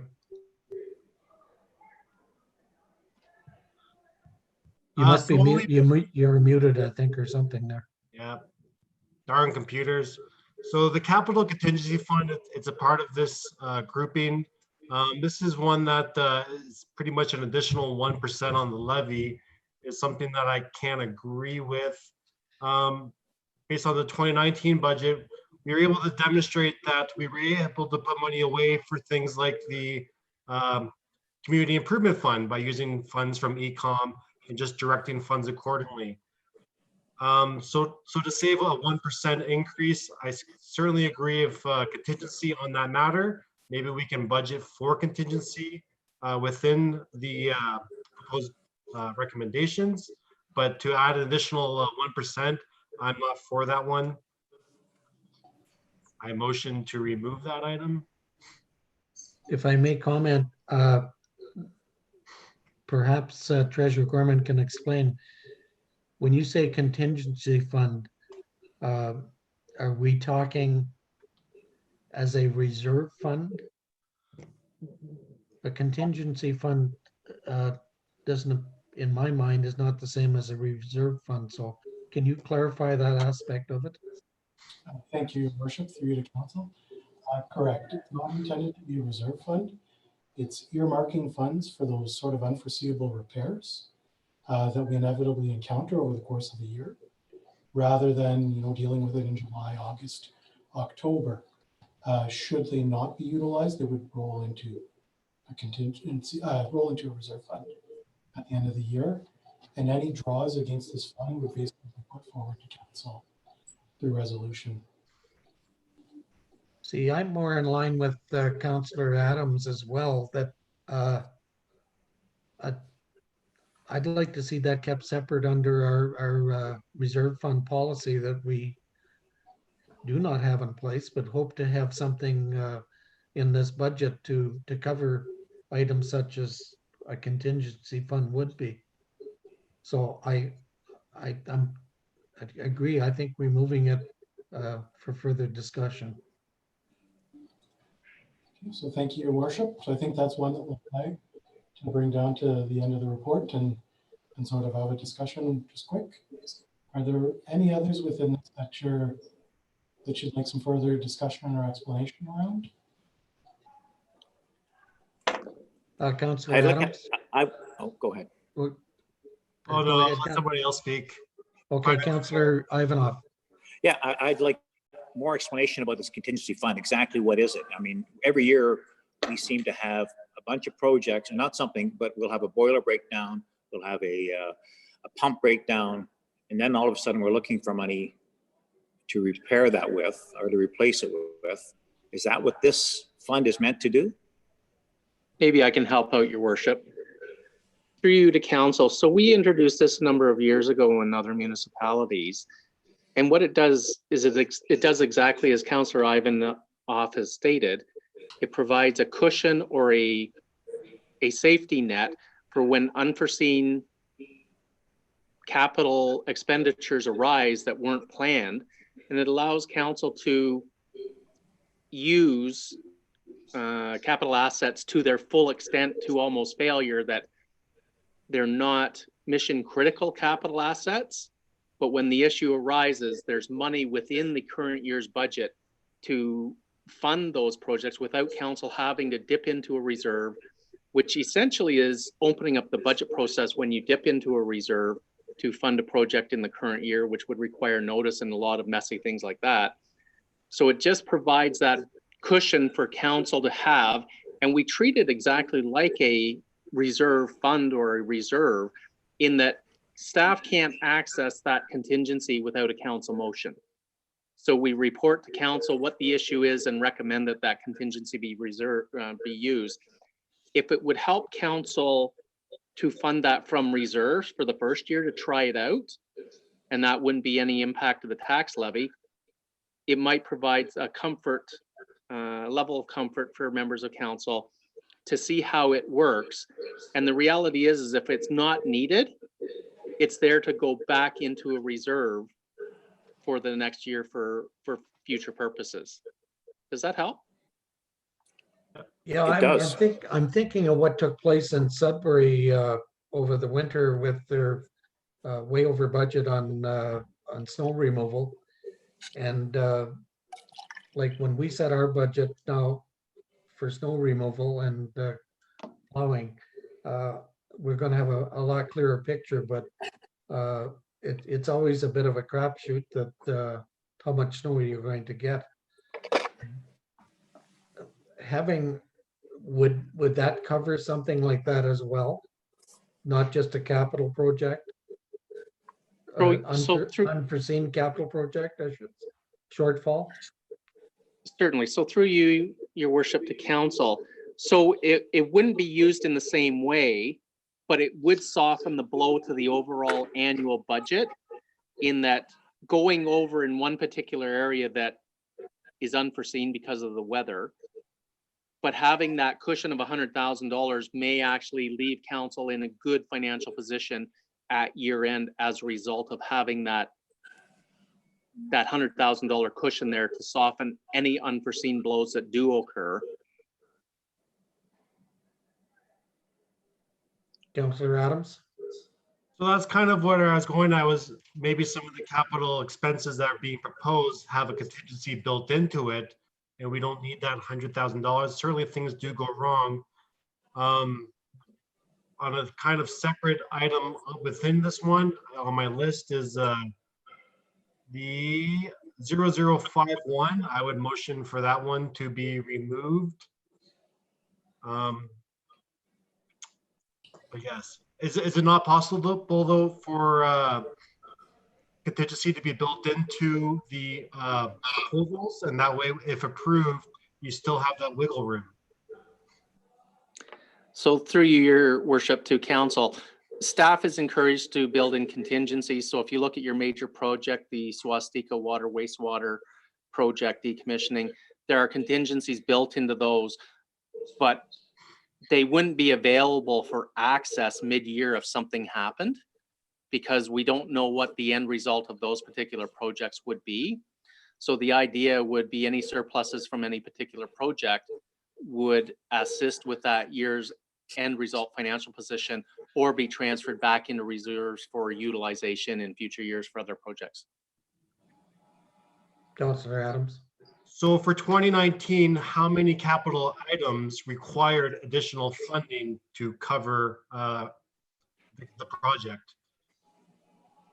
So I'll just quickly say, looking at Mr. Gorman's presentation, that many projects weren't initiated or completed. So 2019 may not be the best year, but Mr. Gorman can kind of give an overall perspective of the past in Kirkland Lake. Thank you, CAO Rick. That's honestly one, being relatively new, I'd actually have to go back and sort of look at the history a little bit and probably discuss with Sherry to understand. As Rick touched on, 2019, definitely a challenging year because of the significant underspend. There were some respective projects where they went over the budget. From a process standpoint, it's something that we've definitely talked about internally and improving on to have a bit more transparency on those projects relative to budget and routine reporting on capital. So it'd be more moving them towards a project status, which point you'd report basically where we are within the project, not just dollars, but actual development and that kind of thing. So I can take that one back though and get a better update. And because I wouldn't want to honestly give you an answer because I don't know in how many instances we overrun on projects right now. Yeah, Councillor Gorman, I can recall 3 different occasions, I believe, where we had to basically pre-approve items that weren't planned for. I couldn't give you the dollar amount, but it does occur. I understand where you're coming from. Councillor Adams. Yeah, so I do motion for just that item to come back on the contingency fund. As mentioned at the previous meeting, there's quite a bit of layoffs and unemployment happening within our municipality, and we just need to get that levy increase down, and that's what I'm kind of working towards. So I apologize if I'm in trouble. No, nothing wrong with what you're saying. And these items that you mentioned throughout the process can come back for further discussion in any event. So, Yeah, Your Worship, it's Eugene. yes. I would feel uncomfortable not having any money set aside for contingencies. And I know it's $100,000. I know it's 1% of our, but if you have nothing, and then next year we're looking to, I think last year we probably spent 100,000 in contingencies or close to it. With pumps and things that happen through the year, I just feel uncomfortable not having any money there, and then adding it to what our 2021 budget, I guess, is what our, is going to be the option. So I still feel that we should have it. Councillor Adams. So just on the contingency, if we can get those numbers as to what was additionally spent, we can have a fact-based decision. So if it's $20,000, you might not need the additional 80, right? 0.08. Okay. Thank you, Your Worship. We'll just move down towards the end of the process. So Megan is tracking projects as we've worked. Just want to comment, Treasurer Gorman, sorry to interrupt. The last three slides, I apologize. I didn't realize when I printed off my on hard copy, for some reason it didn't print the last three, and I was trying to get to the motion. So I apologize for the confusion there. Go ahead with questions. Thank you. No need to apologize, Your Worship. Everybody was very good to work their way through the process. So as I was saying, we basically flagged some projects that we believe want further review. CAO Rick, just chime in if there's any in particular that we think we're missing as we're working our way through the process, and feel free to guide us through this next part.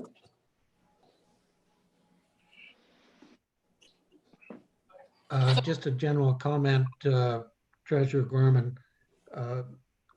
I want to thank, on behalf of council, you and Treasury members and all the senior management team for putting this capital budget together and making it understandable and transparent for council in itself. We haven't seen a presentation with this much detail and backup for what you're proposing. So please extend that thank you to the staff. Yeah, good job. Councillor Adams. I think everybody. I certainly agree. Great job. I think I may have missed one item as I reviewed my list. I'm sorry, I apologize. 0014, I'm finding it back up in social and family services. Refrigerator replacement. Apologize if I missed that one. I would motion for that one to be removed.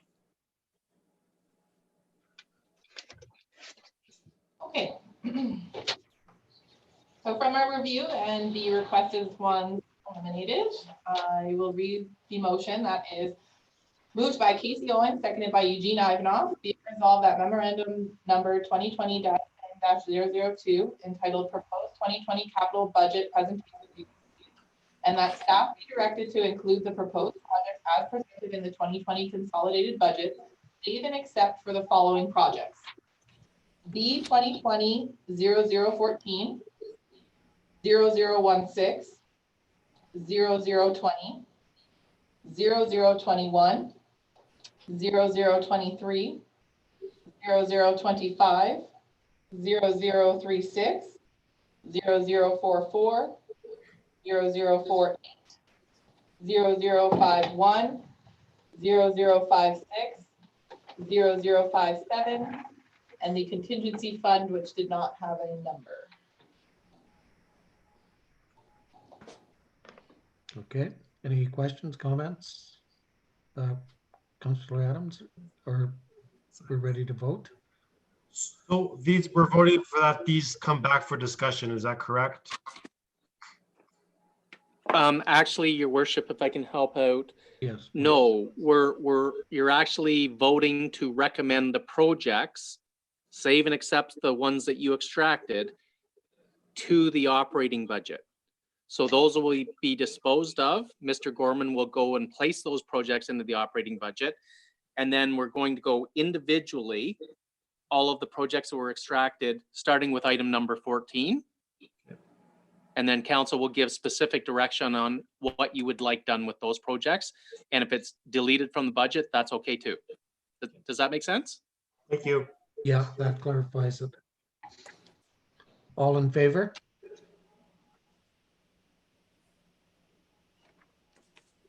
Motion carried.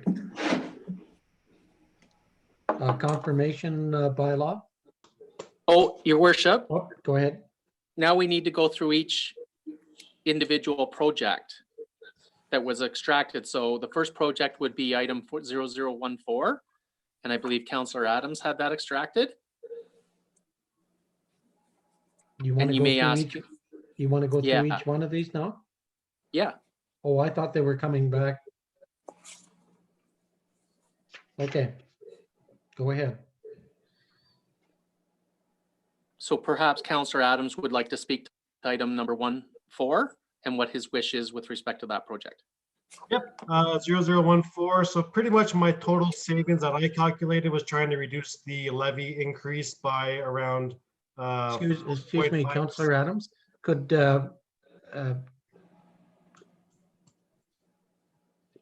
we go back to that particular screen with because it'll show the cost involved. So each council member can see that.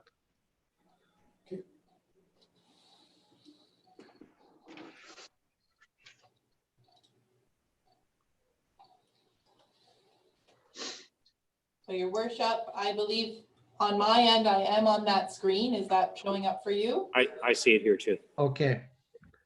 But for each item, if we could go back to those screens then. Thank you.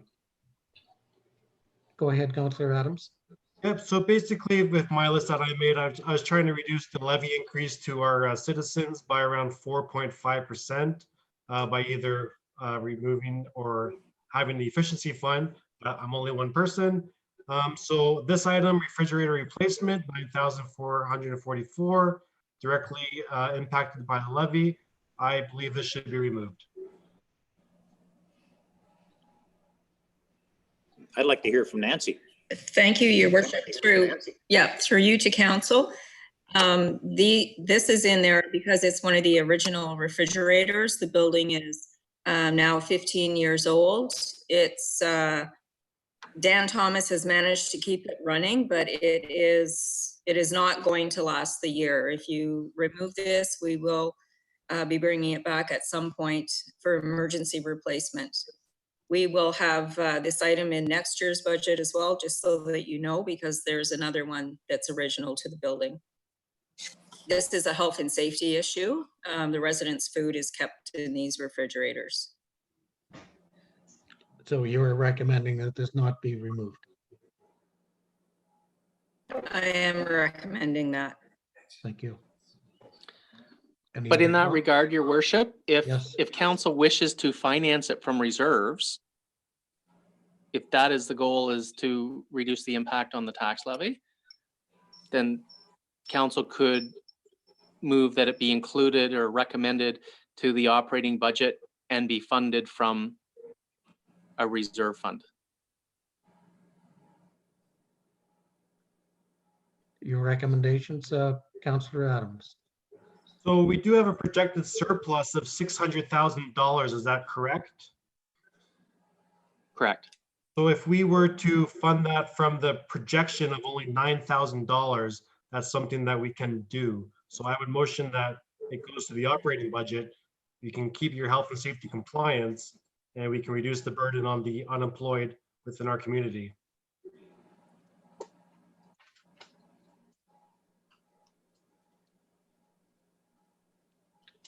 Any other comments or questions?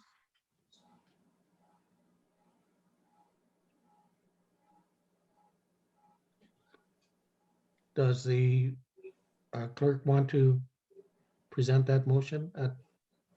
Your worship, Councillor White had her hand up.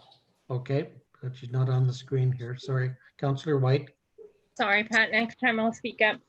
Actually, yeah, I definitely believe this needs to stay on as a project that needs to be done. In the capital expenditure form that we got, it did say that it was 16 years old. So we were aware that this is something that the failure rate can be quite high. But I do agree with Patrick. If we're looking at a projected surplus from 2019 of over 500,000, can we not stipulate that money, that portion, be spent on this item?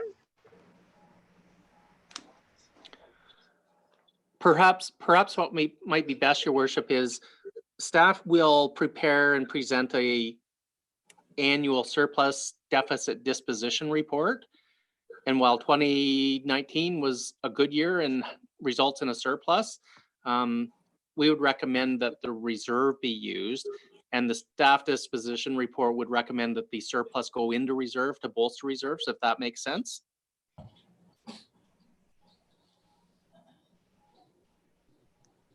Okay.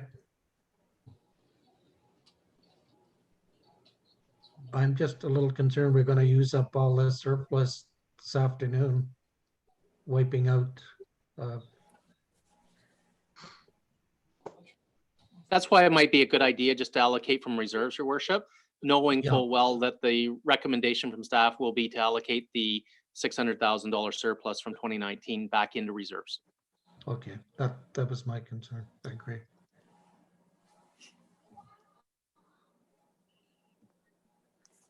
Okay, through your worship, apologize. So the motion was moved by Patrick Adams.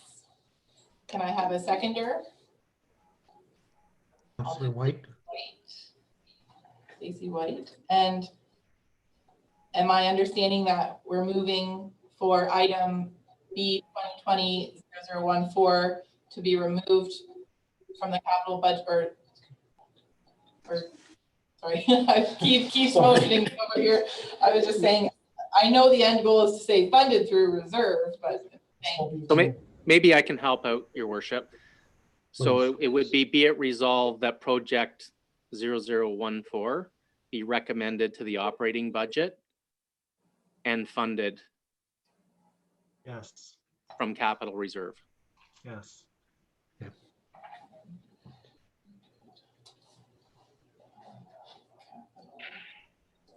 Okay, thank you, Mr. McGee. So I have a motion moved by Patrick Adams, seconded by Stacey White. Be it resolved that item number B 2020-0014 be recommended to be moved to the operating budget and be funded by the capital reserve. No further questions. All in favor? Passed. Motion carried.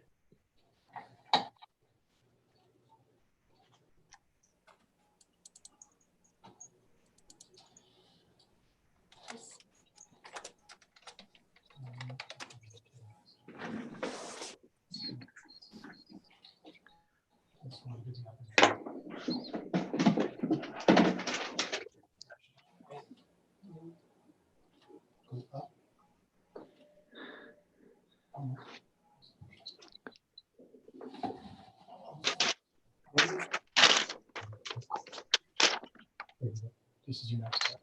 So the next item is 0016, your worship, and it is the loader backup camera. And I believe Councillor Adams had that item extracted.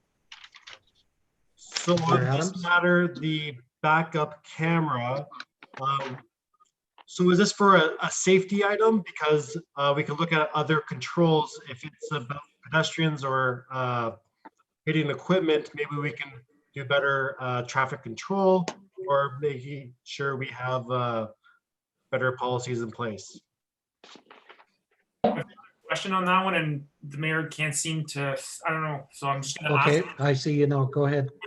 So why this specific piece of equipment? We've got, I don't know how many pieces of equipment in our fleet that do not have cameras. We've got graders, fire trucks, trackless.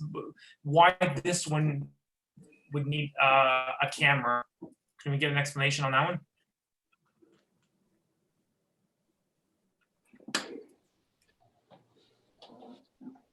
Michelle? Thank you, your worship, through you.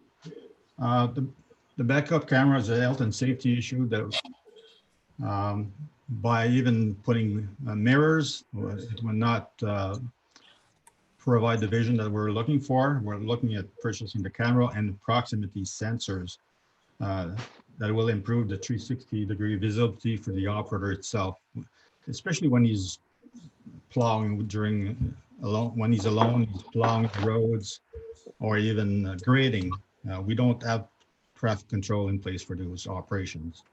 I fully understand that, but I don't understand why this one needs it and all the other ones we have. Like, does this mean you're going to come back down the road and you're going to ask for a camera on every single piece of equipment we own? Like, I know it's a luxury. I have it on my truck and I love it. I use it all the time, but it's a luxury. If it fails, I can use my mirrors. So why does this one need a camera?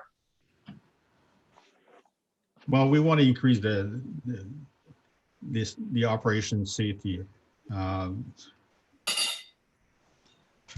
And you're right. There is several pieces of equipment that does not have cameras, but just for specifics, like graders or have a blind spot that you can't see a thing regard, by even putting the extra mirrors, it's not going to help us.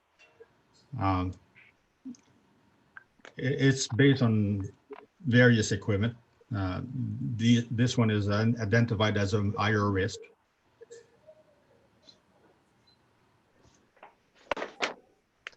Councillor Adams.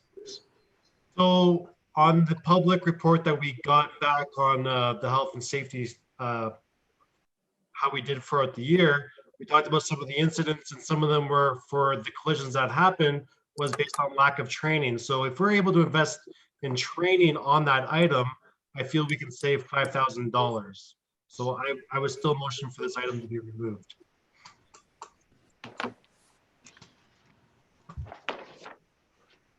We could always look at a different type of camera, reducing the cost, if that helps.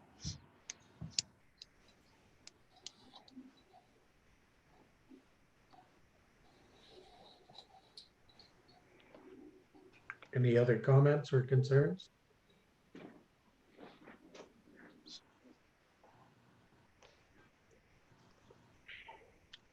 So sounds like we have Patrick Adams moving a motion to remove item 0016. Do we have a seconder for this motion?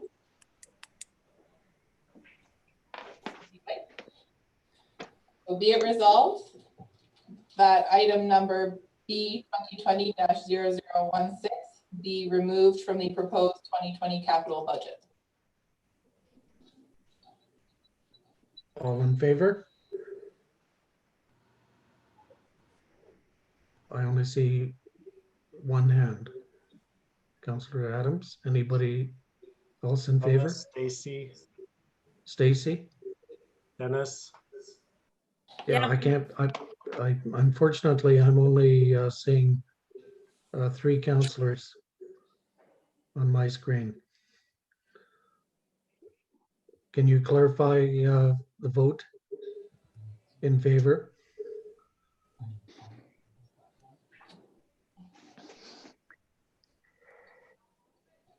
Your worship, would you like me to stop sharing my screen and you can follow along with your paper, and then that way you can see everybody? Okay, that's better. Okay, can we go ahead with that vote again? All in favor? 1, 2, 3. Opposed?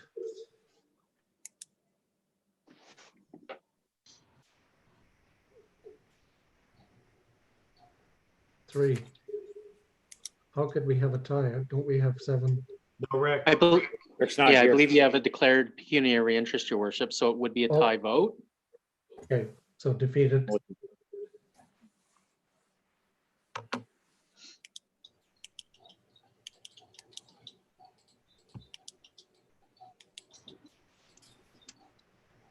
Okay. Okay, next item. So your worship, just on that note, and I don't think it will matter the outcome, It but can still come if, back. well, no, staff won't bring it back. It's because it was extracted. So if council wanted it included, a member could make the motion to recommend it with the funding, but because it was a 3-3 vote, I suspect it may be a 3-3 vote again. Agree. Councillor Adams. Well, maybe something, if it's that important to the other council members, maybe it can become from the projected $600,000, a $5,000 item. That's my recommendation, one person. I think that's a great idea. Councillor Owens. Yeah, I would agree with that. I'd hate to see, like, I don't agree with the explanation. I still don't understand why this piece of equipment needs it. But I'm also, if we're asking for a safety issue or for a safe piece or piece of safety equipment, I'm having a hard time just saying no. So I would second that one, or second what Councillor Adams is proposing, to take it out of the reserve fund right now. Yeah, I'm of the same thought. Councillor Adams. Yes, so certainly I understand your point, Councillor Owens, but certainly on that matter, there's levels of controls that you can also put in place to limit your risks involved. That's only where I'm coming from, but understood.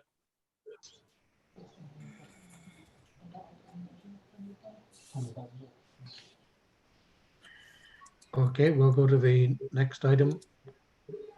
Oh, your worship, if I can suggest that, I think Yes, there was a motion made and the clerk has the motion. She can read it if you'd like to vote on it. So I have a on motion the second. Okay, yes, okay. moved by Patrick Adams, Percy, seconded by Eugene Ivanoff. Is that fair? Or did Casey want to be the seconder? Doesn't matter to me. No, I was just getting close to the computer because I'm having a hard time hearing. Okay. So motion moved by Patrick Adams, seconded by Eugene Ivanoff. Be it resolved that item number B 2020-0016 recommended to move to the operating budget and be funded by capital reserves. Okay, Sorry, I didn't hear the rest of it. By the, Recommended to be moved to the operating budget and be funded by capital reserves. no further comments. All in favor?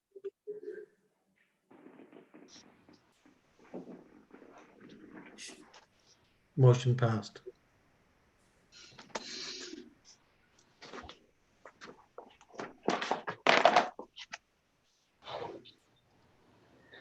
So the next item we have is 0020, your worship, and that would be the loader blade hydraulic wing, and I believe that was Councillor Adams. I'm just trying to remove items directly funded by the levy, so that was on there. So maybe an explanation can be explained as to why it's required. Oh, yeah. One moment, Councillor Owen. Yes, I do No. not have a pecuniary interest in any of the items that are about to be discussed. So I wish to rejoin the meeting if that is allowable. Agree, that's fine. Councillor Adams asked for an explanation as to the reasoning behind the request. Michelle? Thank you, your worship, Troy Yu. The plow blade unit has an hydraulic extension that increases the size of the blade from 8 feet to 14 feet in width. And it is also equipped with snow side wings that will allow the operator to carry more snow forward without snow spilling over the sides as it does when a bucket is used for that same operation. So we're looking at efficiencies and reducing completion time for the operation. So is this going on a truck or a loader or grader? Just for clarification purposes, please. It's going on the loader. Okay, thank you. Any further comments? Councillor, we'll go to Councillor Owen. So does that mean the loader could be actually used for plowing streets as well as the 2 graders we're planning on having? This is more to be more efficient than clearing parking lots.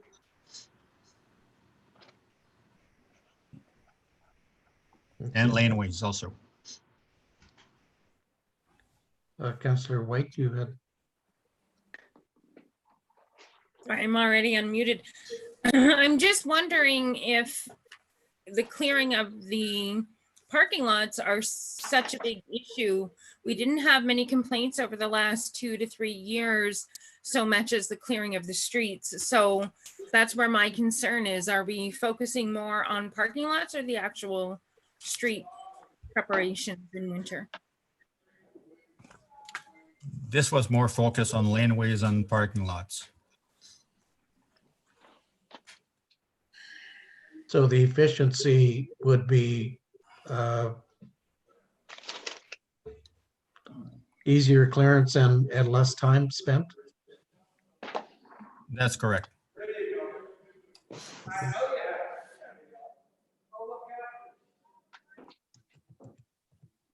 Any other, Councillor Ivanov? Yeah, I like the efficiency idea. I like the fact that it'll be quicker, and if he does a better job in the laneways, he does a better job in the parking lots, and does it quicker, people can do more work in quicker time, and complaints about snow removal have been, this year was as bad as last year. As Councillor Casey mentioned a couple of times, and I think we have to look at that, and I hope this helps. Because we don't see that, can't see that screen, and plus see all councillors at the same time. What is the amount of that dollar amount? 26,661. What would the life expectancy be on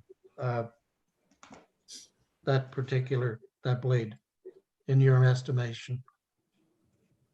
It probably is a 10-year plus, depending on abuse.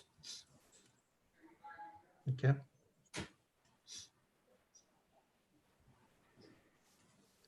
Councillor Adams?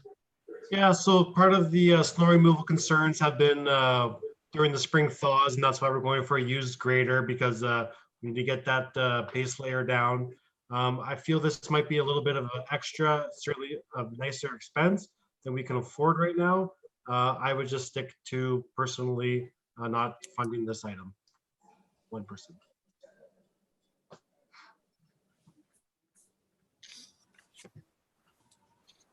Any comments, Michelle? Yeah. At the end of the day, it's the decision of the council. We can make without and see with the other equipment how we can improve operations. Councillor Owen? If this increases efficiency and frees up our employees to work on the roads, that would also result in better snow removal from the roads. And as Casey has pointed out in the past, we keep hearing time and time again, it's going to get better, it's going to get better. And, you know, I'm not knocking the workers, don't get me wrong, but it never seems to happen. If, in fact, the efficiency of this machine, this blade would result in improved road clearance, then I would be in favor of it. So I'd like to hear from Michelle whether that's the plan.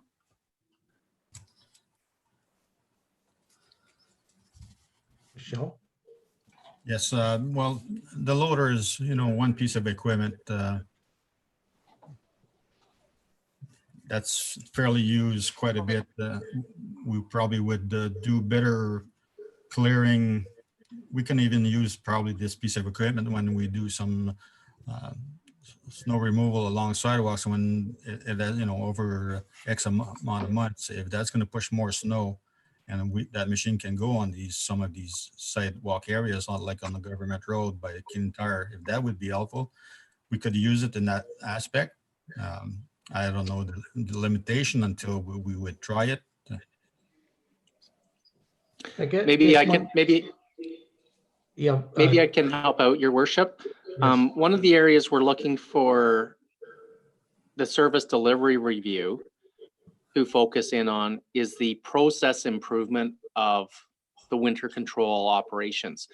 That's taking a look at the minimum maintenance standards and also the operations and processes, including human resources and the equipment and the deployment model.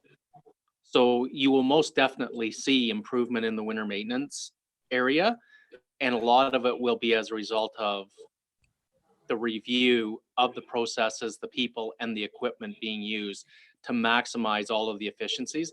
And I think Mr. Rubardi is looking at this as a small step to improving that efficiency, but you're going to see a report coming back to council before the snow flies to capture all of these recommendations and improvements.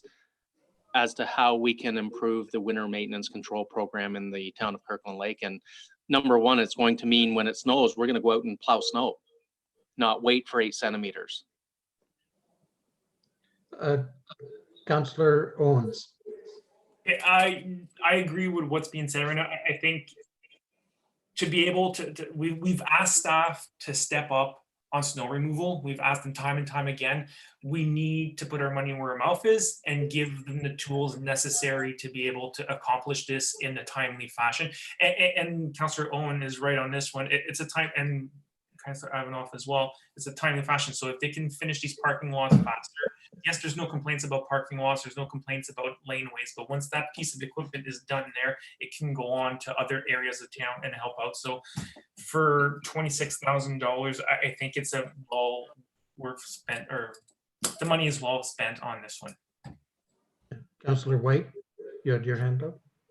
Yes, actually, I do agree. I believe that this needs to be kept. I believe it goes along with our council's back to basics kind of situation that we have going on. We know that we have issues with the snow removal. If this is going to make things more efficient, I think we have to keep it on budget. Whether it's supported through, if it's an efficiency, we can use through efficiency reserve or that surplus again. Councillor Adams. Yep, so I completely back Stacey, Councillor White, sorry. Identified at the beginning that plenty of reserves, and we have a reserve specific for efficiency. So a lot of efficiency used as a key word there. So I would recommend that we dip into that one for this instead of relying on taxpayers. Councillor Perrier. Yeah, I agree with my fellow council as well. Michelle, maybe one way you could you could convince us even more was to tell us some kind of a payback for this piece of equipment. Sorry, Just to tell us what you think, how long it would take as a payback for what you're going to save for this piece of equipment. I probably would say probably within the 1 year. If I have a truck that goes down, and if it's a small route, I can probably use that loader to push the snow. There you go. That's good enough for me.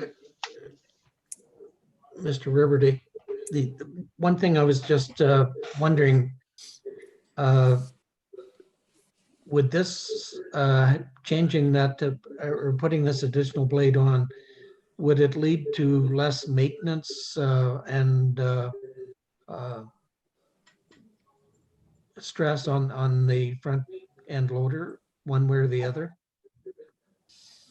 Good question. I think it would be similar in stress. Well, versus the bucket, it probably putting less stress. You know, the buckets are usually in the air, and then that blade will be just pushing on the ground. Okay. Any other comments? Then we, if I'm hearing correctly, we would put the motion to take this out of the capital or efficiency reserve that we have. Yes. Yeah, I would move that. Second. Seconded by Councillor Adams, moved by Councillor White. Okay, so I have a motion moved by Stacey White, seconded by Patrick Adams. Be it resolved that item number B 2020-0020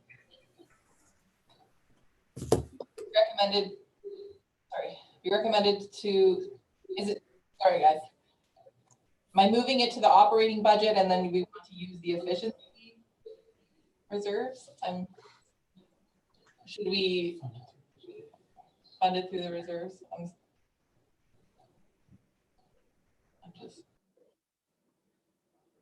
Does that sound correct, Rick?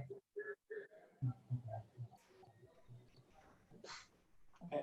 So moved by Stacey White, seconded by Patrick Adams. Be it resolved that item number B 2020-0020 be recommended to be moved to the operating budget and be funded by reserves.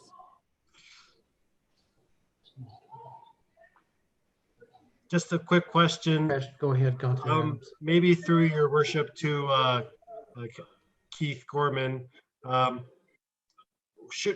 don't believe we should be dipping so much into the reserve of efficiency if we do have a projected $600,000. Is that like an 80% decision? Like it's going to be 600,000 or sorry? I just don't want to dip into reserves that should be there for a while. Thank you, Councillor Adams. With anything that we're moving towards reserves, we're going to have to make sure that we can spend those monies. So what we'll do is we'll take these back, called movements. We'll assess them against the criteria to make sure it's appropriate. And then if not, at the next meeting, we'll bring that forward and say, we intended to fund through efficiency. However, not likely to meet the criteria. We would recommend an alternate source if possible. Okay. Thank you. Thank you.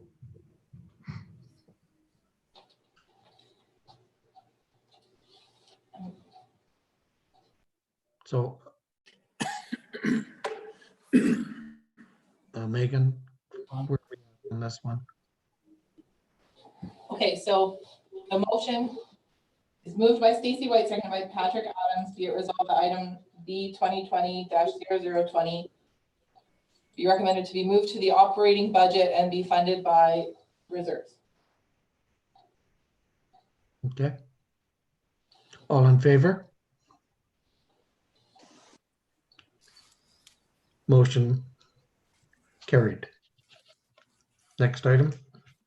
Next item, your worship, is 0021, and that is the trackless sidewalk maintenance machine. And the price is $193,000 and change. And I believe Councillor Adams had that item. Councillor Adams? Sorry, Councillor. Further statements, sorry. Just back to you, Councillor Owen. Sorry. Go ahead, Councillor Adams.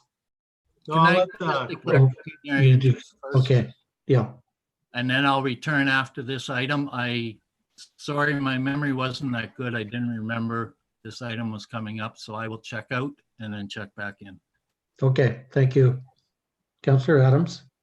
So for this item, it's pretty much we were able to settle for a used grader. So please explain a new 2020 sidewalk compared to getting a used one.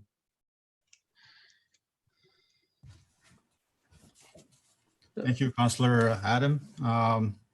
We've looked at refurbishing our 2006 trackless, and it would cost $105,000 to do so. The new trackless cost is $150,900 plus some attachments. That's why the price of $190,000 is there. So is a used one not an option? It's a machine that's fairly abused throughout the industry. But like I've shown you here, the refurbishing ours, there's only about $46,000 difference. So I don't know what you're gonna gain on a used trackless. Councillor White. So would we be able to use ours as a trade-in or sell it off on the auction site just to offset some of that cost? We were looking to keep the old trackless as a backup unit. And also, depending what takes place with the grass cutting, it may be used for that operation in the summertime. Yeah, my understanding, Mr. Liberty, was that we were going to keep this and be able to use it, not necessarily just for backup, but used a little more on a regular basis, because a lot of the complaints that we hear are our sidewalks aren't being cleaned in certain areas. So this would allow a little more efficiency, not necessarily efficiency, but volume in cleaning those sidewalks as well. And Councillor White. So my only concern with that would be, does that mean that that would require more staff? Currently, we only have the one machine with one operator on it. So would that increase our operational cost if we have both out at the same time? During the winter months, we would like to see both machines out to be more, proactive and clean the sidewalks properly. Yeah, I think it's not having to go out and hire another staff member, but utilizing the existing staff and having them be properly trained and available, whether they're on a plow truck, grader, or whatever. We've talked about cross-training our staff, and this is, I think, a case of I don't think there's a huge amount of training, but there would be some, but to utilize the existing staff. I don't think we want to go out and, obviously we don't want to go out and hire more staff just to do more sidewalks. Councillor Ivanov. Yeah, perhaps with the wings on the loader, they'll have more time when they're doing the parking lots a little quicker, and doing that job more efficiently. They'll have some time to do some of this work on this other machine. So efficiency. Yeah. Councillor Adams. Is contracting out the service of sidewalk snow clearing an option on this one?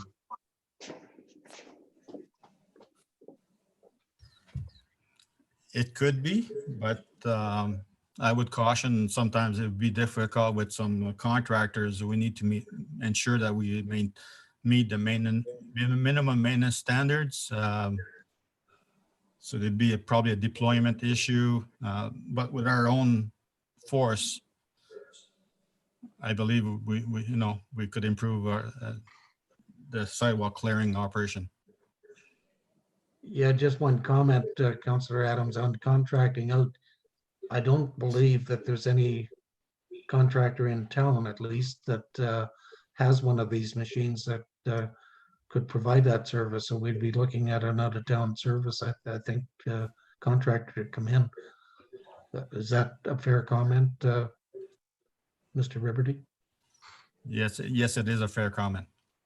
Councillor Adams, do you have another comment? Yeah, certainly. It's just hard trying to get that budget number down. Sorry. It's all good. Well, it is a big ticket item, and I think we're all a little bit shocked at the price of the machine. And even a rebuilt is pretty expensive for what you're going to end up getting. Yeah. It for several years, and let's face it, we have a lot of seniors in our town, and our sidewalks have there's room for improvement and expanded service of cleaning those sidewalks. So one way or the other, I believe we have to make that commitment.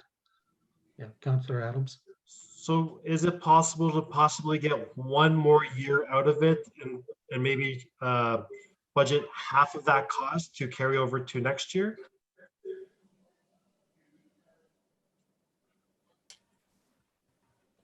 Mr. Liberty? Oh yeah, we could. I guess it will boil down on the level of service we want to provide.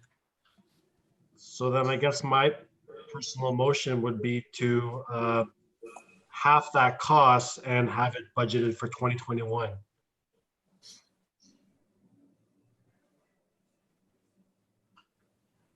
Councillor Owens. So at one point in one of the previous meetings, I asked a question, because I guess I asked a lot of questions about snow removal over the winter, and I got a sorry, I've got dogs that that are itching to go walking right now, and so you might hear them.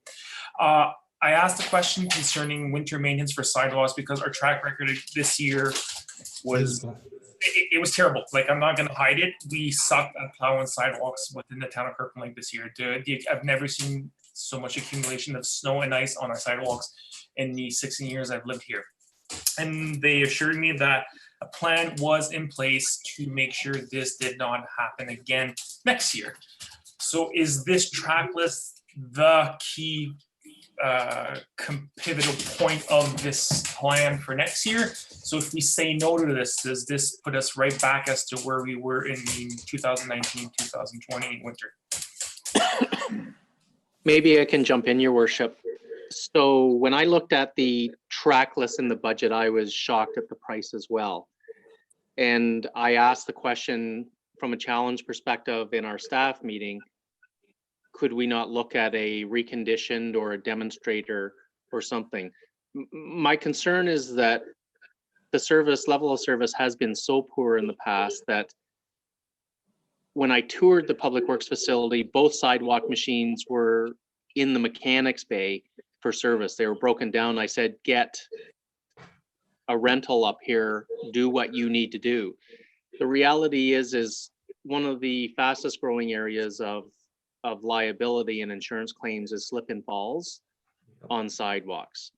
And I'm not saying that to put council in a position where you have no choice, but we must recognize that with the older equipment, a lot of it spends time in the maintenance bay when it should be out on the streets. So that is always the risk that you encounter, is with trying to get an extra year out of something, it actually sometimes ends up costing more. And what we're going to be doing in the service delivery review is analyzing our fleet in its totality, rationalizing every piece of equipment in that fleet to make sure that it's actually needed, and then looking at a germane replacement schedule that maximizes the amount of capital money spent. So perhaps if council wanted to make the approval contingent upon the service delivery review of that capital equipment and the recommendation out of that, and also potentially fund it out of reserves. But I think the longer you let equipment go, the less service you get out of it, the more it costs you, and the worse your service is out on the street to the residents. And that's my concern, is that if we have equipment and people, I want it out on the streets doing the job it's intended to do. I hope that helps. Councillor Owens. Yes, it does. And I can't possibly see how the service can get any worse. And I don't want to see the service getting worse than what it was this year. So is this something that we can consider financing, like not ruling it out completely, but looking at what our financing options of the machine would be, so it's not as much as of a burden on the taxpayers when the tax bills go out, like to reduce that burden on a levy? So through you, your council, your worship, we could absolutely do that, recognizing, and Mr. Gorman and I must tell you that when we look at financing or leasing or renting, it costs the taxpayers more in the end. And with a $600,000 surplus out of 2019, we would probably recommend that you utilize that to purchase the equipment outright and not pay a finance company or the dealer additional monies in addition to what we probably all agree is a lot of money for a little piece of equipment that does a highly specialized job. So Mr. Gorman may want to jump in, but I would recommend we use the monies that are going into reserve from the surplus. Councillor Ivanov. Yeah, I would like to make that motion that we take the money out of reserve and we buy this trackless machine and we take care of our streets, so we should the way we should possibly do it.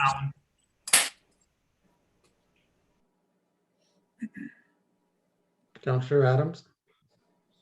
So just only as a question, maybe to get an extra year to this, is to some municipalities have put it onto the homeowners to look after the sidewalks in front of their houses. Is that something that could be brought in? It's a hard one, sorry. Councillor Ivanov.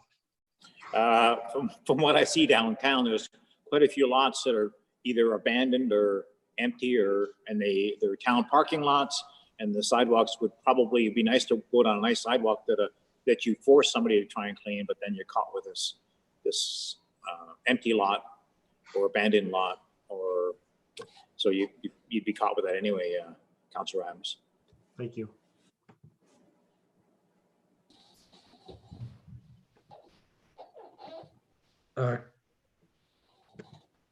Through Megan, we have a motion then?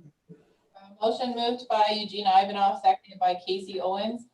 Be it resolved that item 2020-0021 be moved to the operating budget and funded by reserves.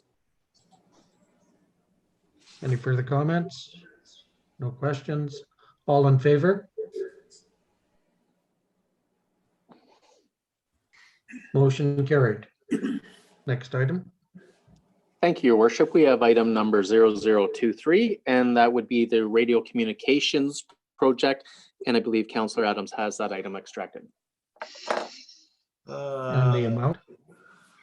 $7,626. Yeah. So radio equipment, please explain necessities.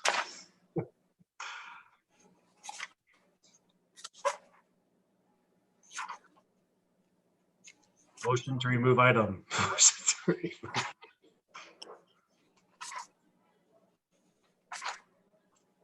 Any comments from staff? Thank you, Your Worship. I believe Mr. Robardi can cover this.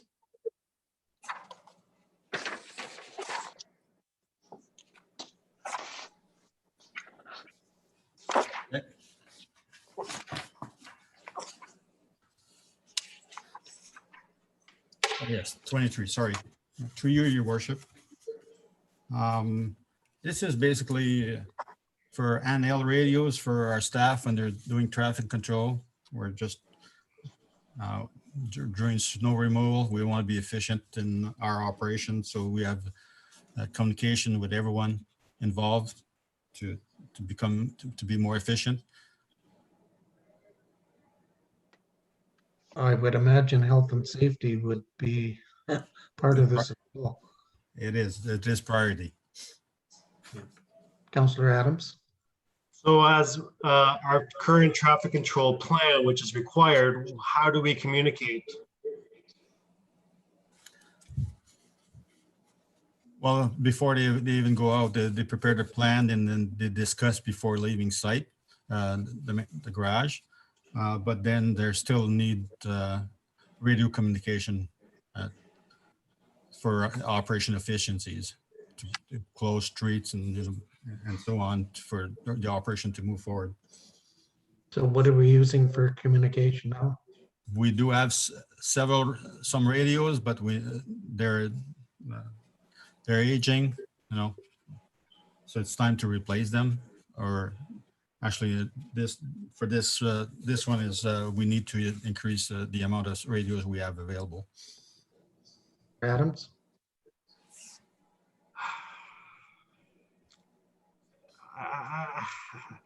It's hard, right? So either it comes from an efficiency because that keyword was used, or it comes from projected surplus. But to put on the levy, we need to reduce that number. Councillor Owen. Anytime I've gone through a construction site, the people holding signs always have radios. It's obviously a must-have for traffic control. It's something we have to have. I think all we have to decide is where the money's going to come from. I don't think that we should get cheap when it comes to public safety and the safety of our workers. So I think the real question is, where are we going to take the money from? Thank you. I have to agree with you, Councillor Owen. I remember in the previous winter where cars were, traffic control got out of hand. Cars were running up in the middle of the road where the snow was piled. And there was a number of car flips and chaos was driving, no question about that. But I think from a safety standpoint, we can't cut corners. These are older radios from what I recall as well. So I do think we can't shortchange that. Was Councillor Perry, did you have a No, I was just going to the book there. Oh, okay. Sorry. Any other comments, concerns? Councillor Ivanov? Yeah, let's find the money and get the radios. I know we have some employees there with here. We have one in particular I know with the hearing impairment. But I mean, if it works, let's find the money either out of reserve or out of surplus.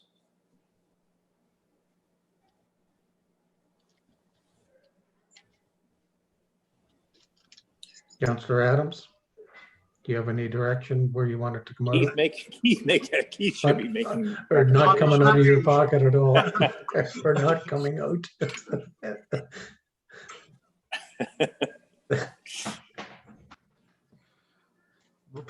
Your worship, did you want Somebody me? else can bring forward a motion, hopefully. So I have a motion. Councillor Owen, sorry. Okay, I was just gonna say, I move that we buy the radios and take it out of the surplus money, just to take the pressure off Patrick. I'll second that. Moved by Councillor Owen, Okay, so I have a motion. seconded by Councillor Ivanov. Yeah, so motion moved by Rick Owen, seconded by Eugene Ivanov. Be it resolved that item B-2020-0023 be moved to the operating budget and funded by reserves. All in favor?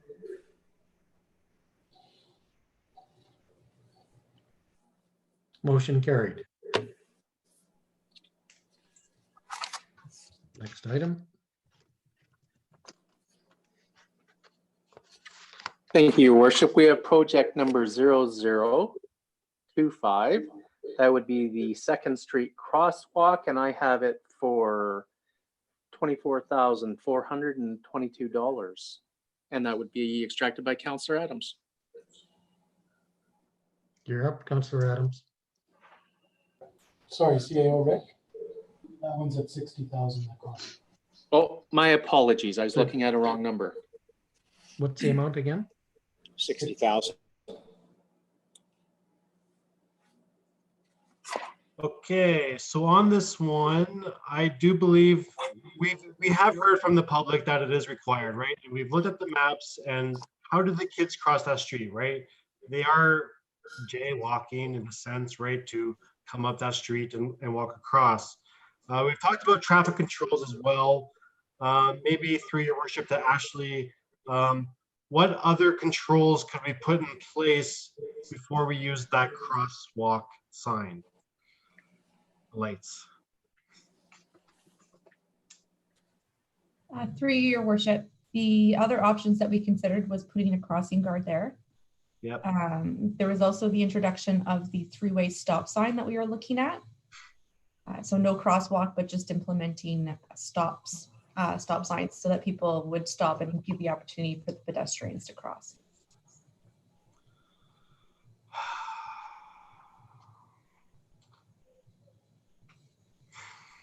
To elaborate a bit on that too, I believe where the stop signs were going to be located was a little bit of a challenge because of the way that the intersection comes in on Station and Second and where the stop sign would be best placed. It is a challenge there. Councillor Owen. Yeah, I was just gonna say, unfortunately, Kirkland Lake is not a planned community, so we have some unique intersections, and this is one of them. And it happens to feed potentially 3 schools. It is a safety issue. I think 60,000 was the upper end of the cost.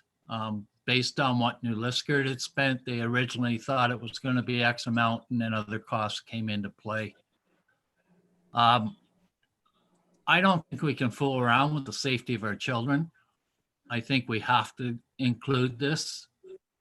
I wouldn't be surprised if the project came in under the 60,000, but I don't think it's something that we should be pinching pennies over and putting children at risk. I think it's important that we go ahead with it. And again, it comes down to the question of where the money's going to come from. That's how I feel. Thank you.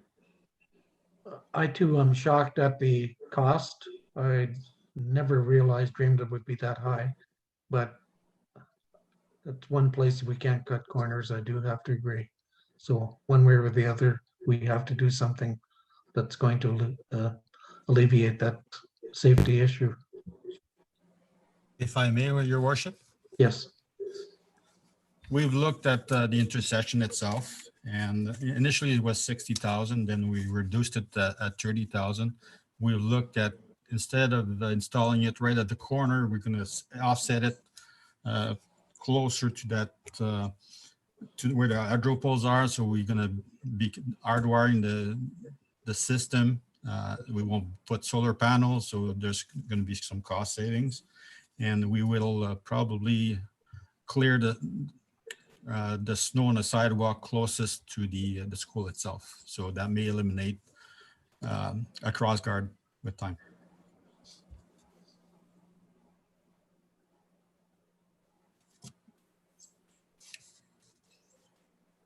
Councillor Adams.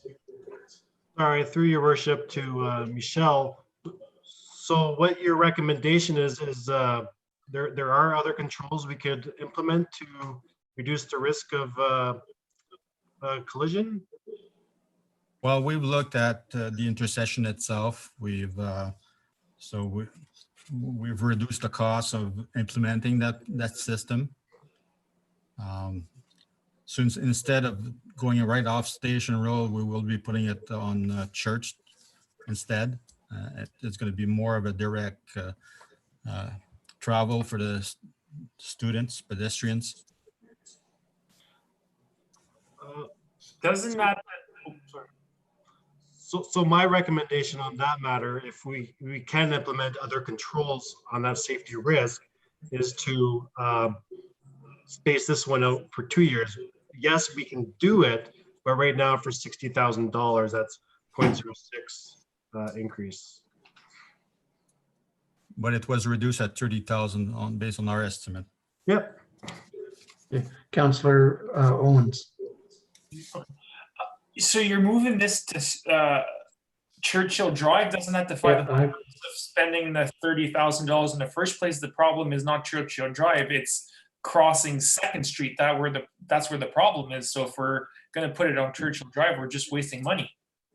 No, you're correct. It's going to be on 2nd Street for sure. Okay. Okay, that makes sense. It is just offset a bit more to the second sidewalk. Because that increases the sight distance for one from the hill, so that, and we could not put it right at the corner itself on Station Road at second. It's just because it would have the pathway would have been right into a driveway, so okay, that was an issue there. Okay, that's fine. That makes sense now. Yep.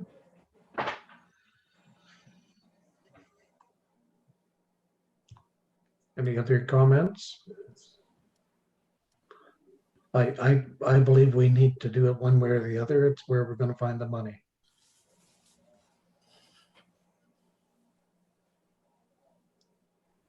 Reserve or coming out of the surplus. Any suggestions from council? I'll make the motion. We take it out of reserve. I'll second it. Okay, moved by Councillor Ivanov, seconded by Councillor Owens. Okay, motion moved by Eugene Ivanov, seconded by Casey Owen. Be it resolved that item B 2020-0025 be moved to the operating budget and funded by reserves. All in favor?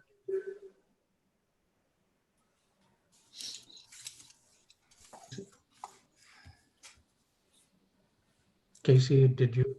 You had everybody up. Oh, okay, sorry. Okay, motion carried, unanimous. Next item. Thank you, Your Worship. Next item is project number 0036. That would be the trackless ice and snow breaker at a total cost of $24,422. And Councillor Adams has that item extracted.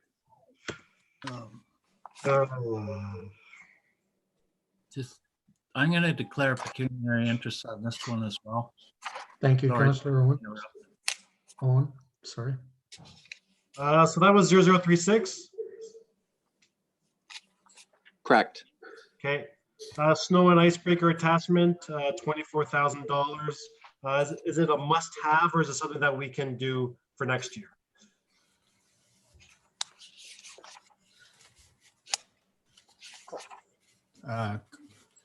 Thank you, Councillor Adams.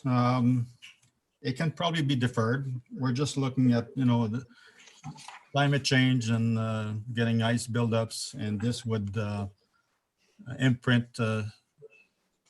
break up that ice that forms onto the snow or a sidewalk area. So with the purchase of a used grader, we would have two in operation at the same time? This actually attaches to the trackless. Okay, perfect. Exactly. So could you, Mr. Riberty, could you explain just, I'm a little confused how this machine actually works. Is it by, not by heat, it's by grading, or what exactly, how does it work? This is basically an attachment that goes onto the trackless. It's a roller. So it puts an imprint by applying pressure with the trackless. Okay, I understand now. We haven't had one of those in our equipment inventory in the past. Is that correct? I don't believe so. Councillor Owens. So if we've got a brand new trackless and we've got another, so we've got two on the road or on the sidewalks doing the job, that means we should be really efficient at what we're doing and not need this extra piece of equipment for the next foreseeable winter, right? Or is that a possibility? I think having two trackless will improve the operation, and there shouldn't be no buildup, of course. This is something that for now we can just do without for this year. See where we're at next year's budget, and if the need is there, then have this discussion down the road. That's my train of thought as well. Yeah. It's a fair statement. Councillor Adams?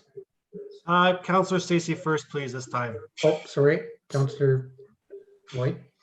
My motion would be to defer until 2021. Moved by Stacey, seconded by Councillor Adams. Councillor White. Mine was more of a question. Oh, okay. I really do enjoy the budget presentation, how it's set up to be 2021, 2022. Maybe we can just try and put a little bit of money away to just try and ease the burden of the impact of buying that attachment for $24,000. So maybe a recommendation for how much to put away on that matter, whether instead of just waiving 24,000. So that would come out of operating considerations. Yep. Do we have a seconder for Councillor White's motion? Councillor Ivanoff, seconder. Motion by Stacey White, Councillor White, sorry. Okay, through you, Your Worship. Councillor White, can you clarify what your motion would be? Okay, so taking into consideration Councillor Adams' comment, can I get some feedback before continuing with the motion of what he or any staff member would suggest as a fair and reasonable amount to set aside for next year?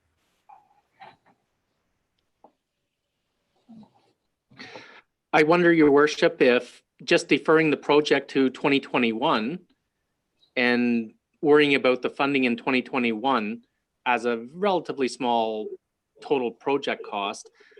But I think what's really important is I think Mr. Robardi and his people are going to do an excellent job this winter. And I think this project may be unnecessary. That's a good one. Perfect. No pressure on you, Mr. Robardi. Yeah. No, I think Councillor Owens made a good point. Let's see what happens next after this winter, and we'll have a better idea of our needs and just how efficient the changes we made are taking place. But Councillor White. Okay, so then in that case, my motion would be to withdraw this item completely from the 2020 budget. Councillor Adams. Second. Okay. Moved by Councillor White, seconded by Councillor Adams. Okay, Your Worship, I can do. I believe that Eugene was first, the seconder, but Perfect. Oh, I have a motion moved by Stacey White, seconded by Eugene Ivanoff. Be it resolved that item B 2020-0036 be referred to the 2021 proposed capital budget. all in favor? Motion carried.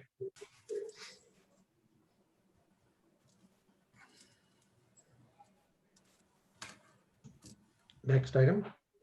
Thank you, Your Worship. I have project number 0044. That would be the accessible parking lot enhancements.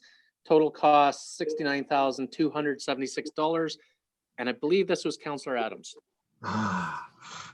Councillor Adams.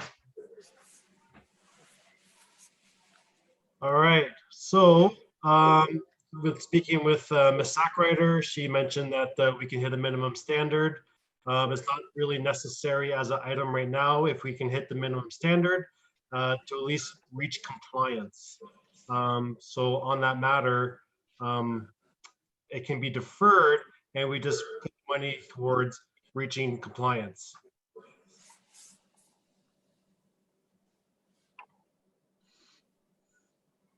I think we could spend a small fortune on that parking lot, that section for accessible parking. The problem is that part of it's on a slant on a hill, and without blasting rock out, we'll never get it to perfection in any way. So I agree with what you're saying. Councillor Owen. Yeah, I think that we need to allow some money because there's going to be the purchase of signs to bring it up to a minimum standard. And ideally you do the whole thing, but that's not reality. So I think as long as we leave some money there for the purchase and installation of the new signs, then that would be good. I don't think we should take all the money away because that's going to have to pay for it. Signs and installation. Thank you. So, Your Worship, may I?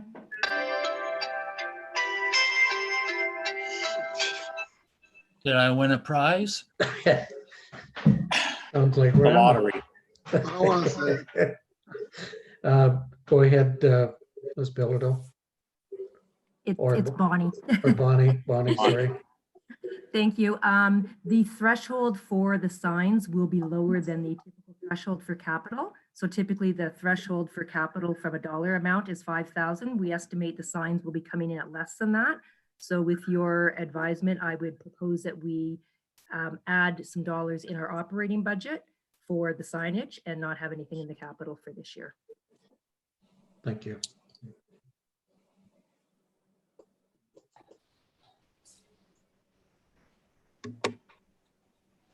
So are we going for a motion to remove this based on our discussion?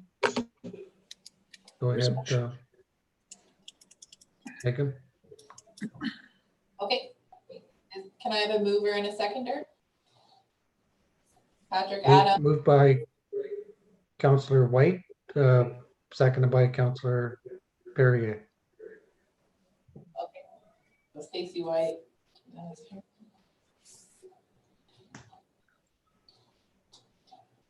And I apologize, would you like it, were you removing it or just moving it to the operational budget?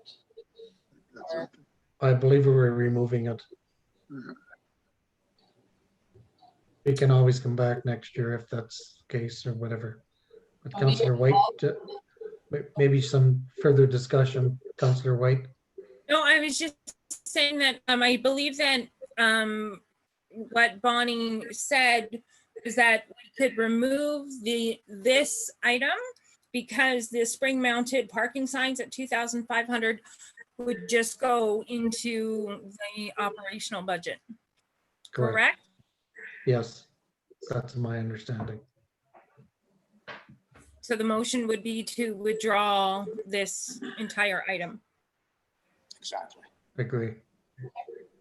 So I have a motion moved by Stacy White, seconded by Dennis Perrier. Be it resolved that item B 2020-0044 be removed from the proposed 2020 capital budget. No further discussion. All in favor?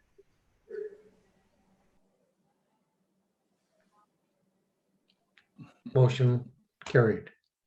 Unanimous. Next item. Thank you, Your Worship. Through you to council, project number 0048. That would be the zero turn radius lawnmower. Total cost $11,800, extracted by Councillor Adams. So for this matter, this one was more of to be used by the efficiency fund based on the explanation that it were to improve cutting times, less man hours cutting grass. So I would recommend it be used from the efficiency fund, which had $543,376. Councillor Avanoff, I will second that. is that a motion then, Patrick? It's a motion. Motion by Councillor Adams, seconded by Councillor Ivanoff. Any further discussion or comments? Councillor Owen.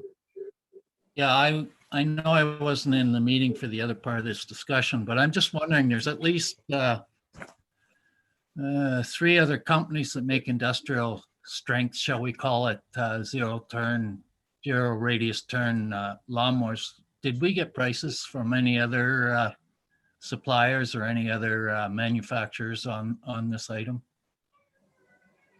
Through you, Your Worship, I may answer, Councillor Owen. At this point, we just received the one price for the capital budget submission. Prior to purchase, we absolutely do follow our procurement guidelines, which say that we do get multiple prices. A minimum of 3 is what we'd be looking for. Councillor Owen. Yeah, I just wanted to clarify because it said specifically a John Deere.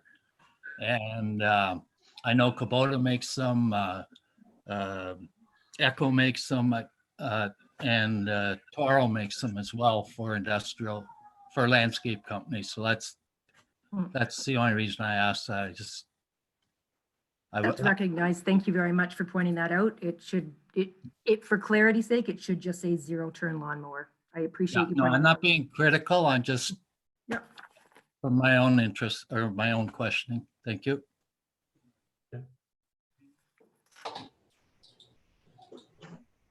Okay, so I have a motion moved by Patrick Adams, seconded by Eugene Ivanoff. Be it resolved that item B 2020-0048 be moved to the operating budget and funded by reserves. All in favor? Motion carried.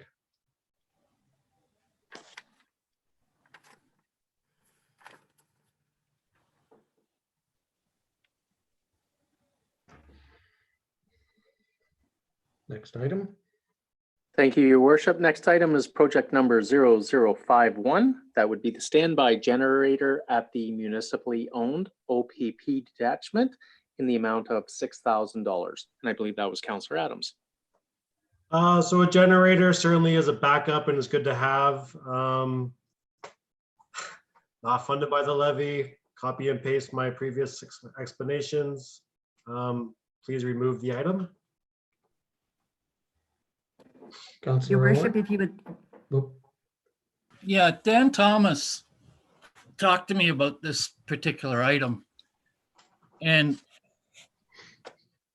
what he was telling me was that it's the fuel tank and the pad underneath the fuel tank that needs replaced.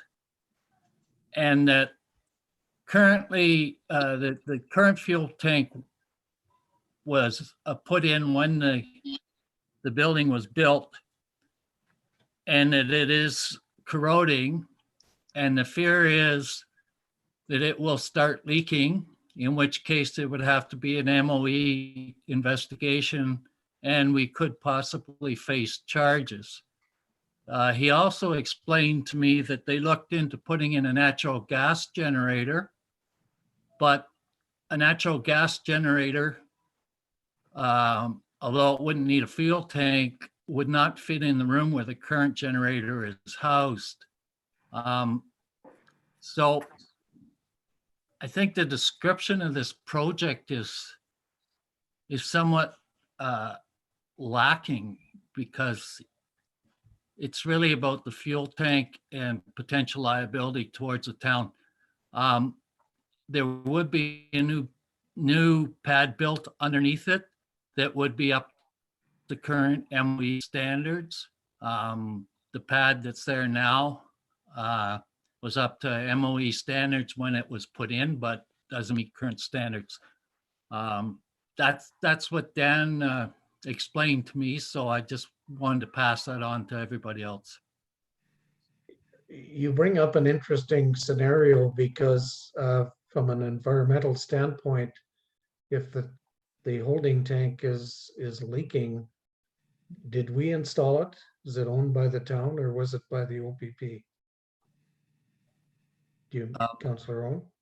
Currently, the tank is not leaking. I want to make that clear, because Dan made that It's clear. eroding. But because of the amount of corrosion on the tank, the fear is that in the not too distant future, it will start leaking. So this is an age issue with the tank. And like I say, it protects us from liability. Now, I stand to be corrected, but I believe we own that building. And therefore, we would have equipped it to start with, although I don't know that for a fact, and I do stand to be corrected on that. But as the landlord, I guess it's our responsibility to maintain this part of the building. So it is Your a Worship, concern. Go ahead, Bonnie. I may have a bit more information. I wasn't involved initially, but we did do a little bit more investigation on this just to make sure we had enough clarity for council. So Councillor Owen is absolutely correct. The actual request is for a 200-gallon oil tank for the generator. The generator is used for all of their backup power. Whenever there's a power failure, it is imperative. The tank itself is over 30 years old.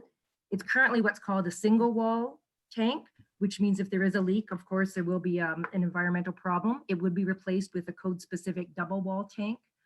And again, it is on concrete blocks versus a cement pad.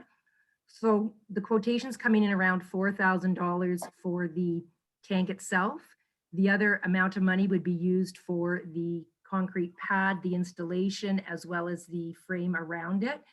The good news, perhaps good news, is that we have requested to cost share that with the OPP. So they have brought that up their ranks. We just have not received an answer yet. So there is a potential that it may be a 50-50 split, although that has not been decided. But this is an imperative piece of equipment for the OPP station this year. A good point, Bonnie, because if there is leakage, as the landowner, we're the one responsible for the cleanup. So it's got to be done one way or the other. Yeah. Councillor White. Yeah, I move for this to be moved to the operational budget and go through reserves. It needs to be done.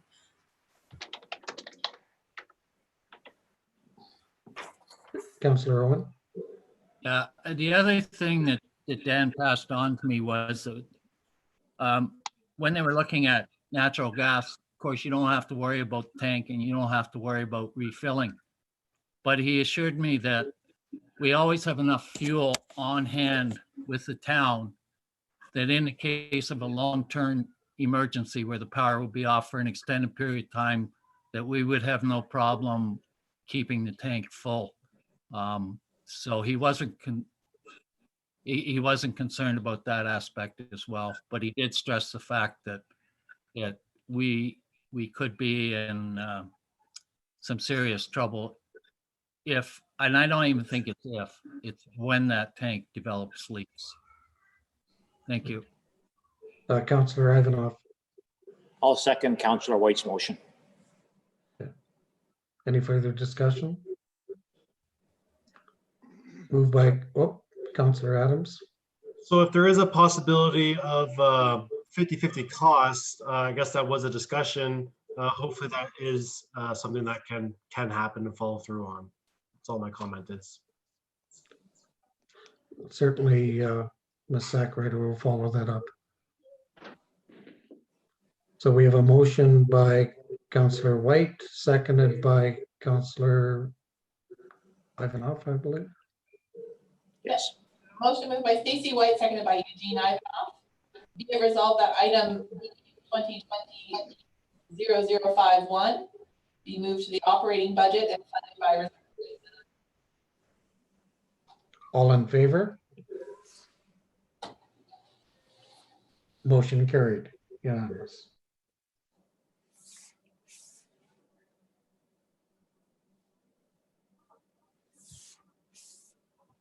Next item.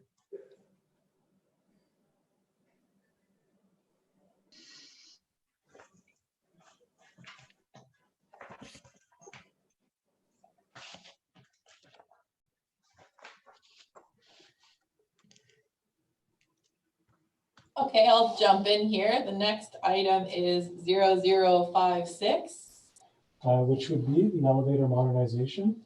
It should be noted that this is a project for 2021 and does have funds that have been applied to cover it.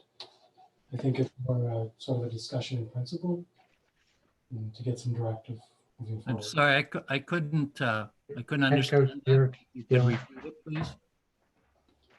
Sorry, the amount as well, please. the amount would be $148,000 in 2021. And just to help out, your worship, the next item is the exact same for 2021. And they're both part of the ICIF grant. Okay.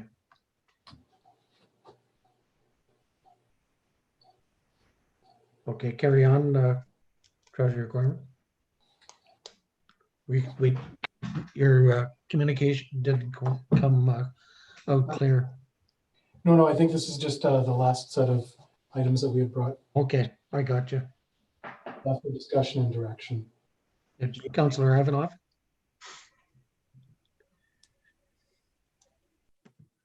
Yeah, this was the museum piece of the puzzle. I'd like to find out what we can do with that museum before we go and commit any money to this. If we can end up owning it, if we can get it from the trust, I mean, this idea of hanging on to this old building and spending a lot of money on it, to me, seems to be a waste of taxpayer dollars. Even if it's 148 and you get money from other sources in government, I just think this is something we should be looking at. So I think we should just withdraw these two items until we have more clarification on what we can do with this. Councillor Adams. Completely back that idea. It's pretty weird to think that a tenant's responsible for upkeep of a building. So hopefully that can be negotiated. Councillor Owens. Yeah, it was mentioned earlier that the Strategy Corps had offered to negotiate. In my discussions with Nigel Bellchamber, when we were going through one of the hiring processes, he also indicated to me that his company could also negotiate this. So I think that there was an attempt in the past to renegotiate it, but perhaps right methods or the right procedures were not used and it was turned down. That's my understanding. But I think there is a definite chance that we could renegotiate the current agreement because it certainly seems unfair to the ratepayers of Kirkland Lake the way it is now. Thank you. With Councillor Haas's, or I'm sorry, Mr. Haas's comment earlier that staff will have to come back with a report on the full obligation that we have, because it is a bit confusing. And are these rules still in effect? So your point's well taken. And hopefully by the end of June, we'll have a clearer view of where we're going with that. But I do agree with Councillor Ivanoff's recommendation and Councillor Adams as well.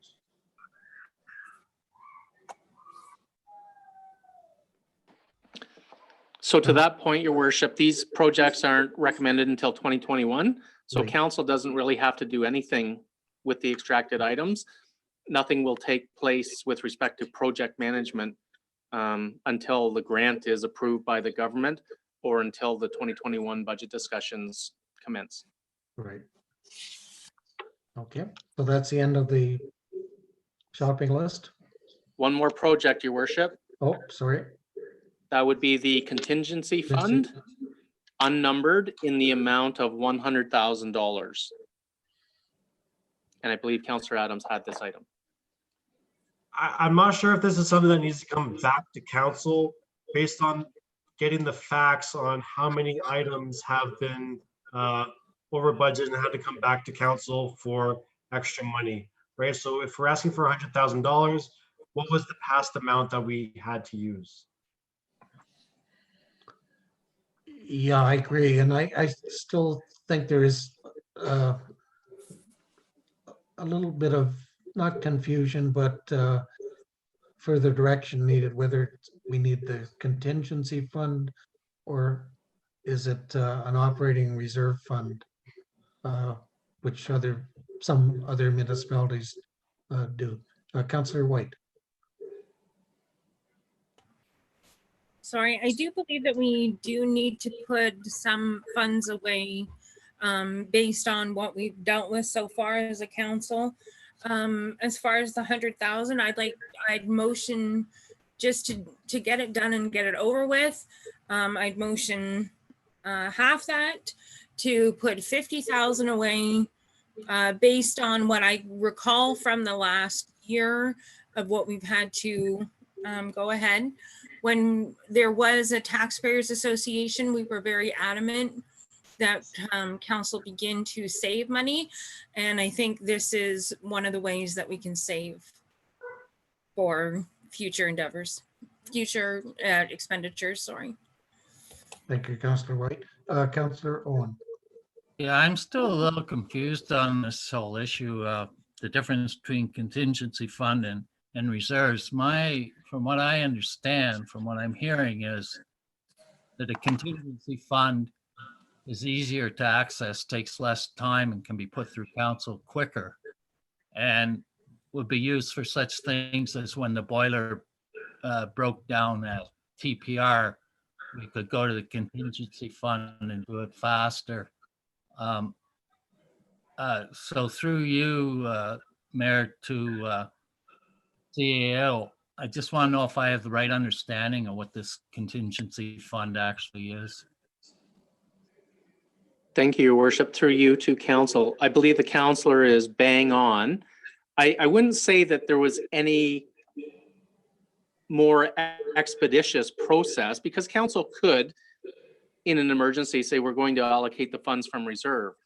Technically, what should happen in that instance, though, is you should provide notice to the public that you're amending the budget. This prevents or eliminates the rationale behind having to provide notice, and it puts the money into the budget in a very open and transparent way to say, we may have another boiler and some projects that fail us, and we have money in the budget that we can allocate by council motion for when these issues arise. And we can also maximize the life cycle of all equipment by perhaps running it to failure in difficult times. So I think council's got a clear understanding for sure. I can live with the 50,000 item, the reduction as well. Councillor Owen. Yeah, I was just gonna say, I would back Councillor White on her suggestion of 50,000. This is something new for us. Would you say I have a better understanding now of what this is. I think it's a good idea. I'm just not sure we're in a position this year to put in 100,000. I think if we put in 50,000 this year, hopefully we don't have to use it. And maybe next year we can put in another 50,000 because let's face it, the boiler that we had to replace at TPR was actually, I thought, pretty inexpensive. We could have failures of other equipment that's a lot more expensive, but I think 50,000 is a good starting point. Thank you. Yeah. As I recall, I thought only 3 items and 2 of them were TPR, I believe. Would you like to second the motion of Councillor White? Yeah, I will. Owen? Okay. Any further comments? Councillor Adams. You must be on mute. Okay, so on the item of $100,000, I still believe as an additional 1%, I just don't think that is the right time to be doing that.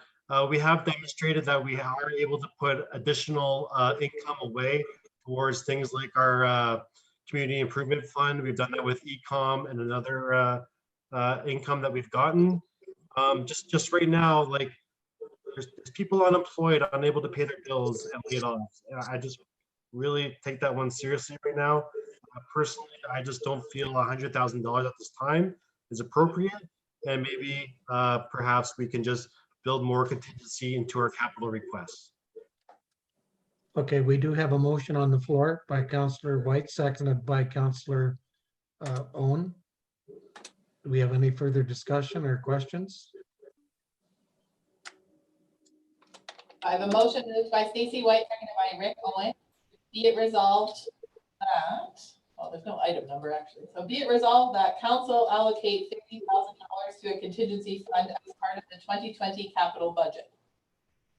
Any further comments? None noted. All in favor? Opposed? Okay, 6 in favor, 1 opposed, motion carried. Your worship, that concludes all of the extracted items, and I believe you now have a recommended capital project list for the consolidated budget. Well done. It's a good process. I guess we can go to confirmation bylaw. Motion moved by Rick Owen, seconded by Dennis Perrier. Be it resolved that the following bylaw be read a first, second, and third time, numbered, passed, signed by the mayor and clerk, and the seal of the corporation be affixed thereto. Bylaw number 20-045, being a bylaw to confirm the proceedings of council at its meeting held May 12, 2020. All in favor? Motion carried.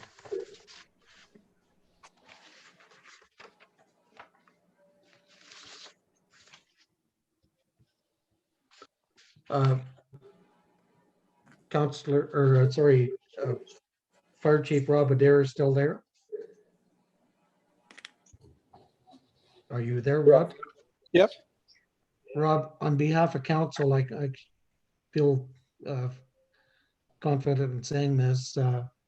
Thank you to the firefighters and the volunteer group that showed up for the Mother's Day parade.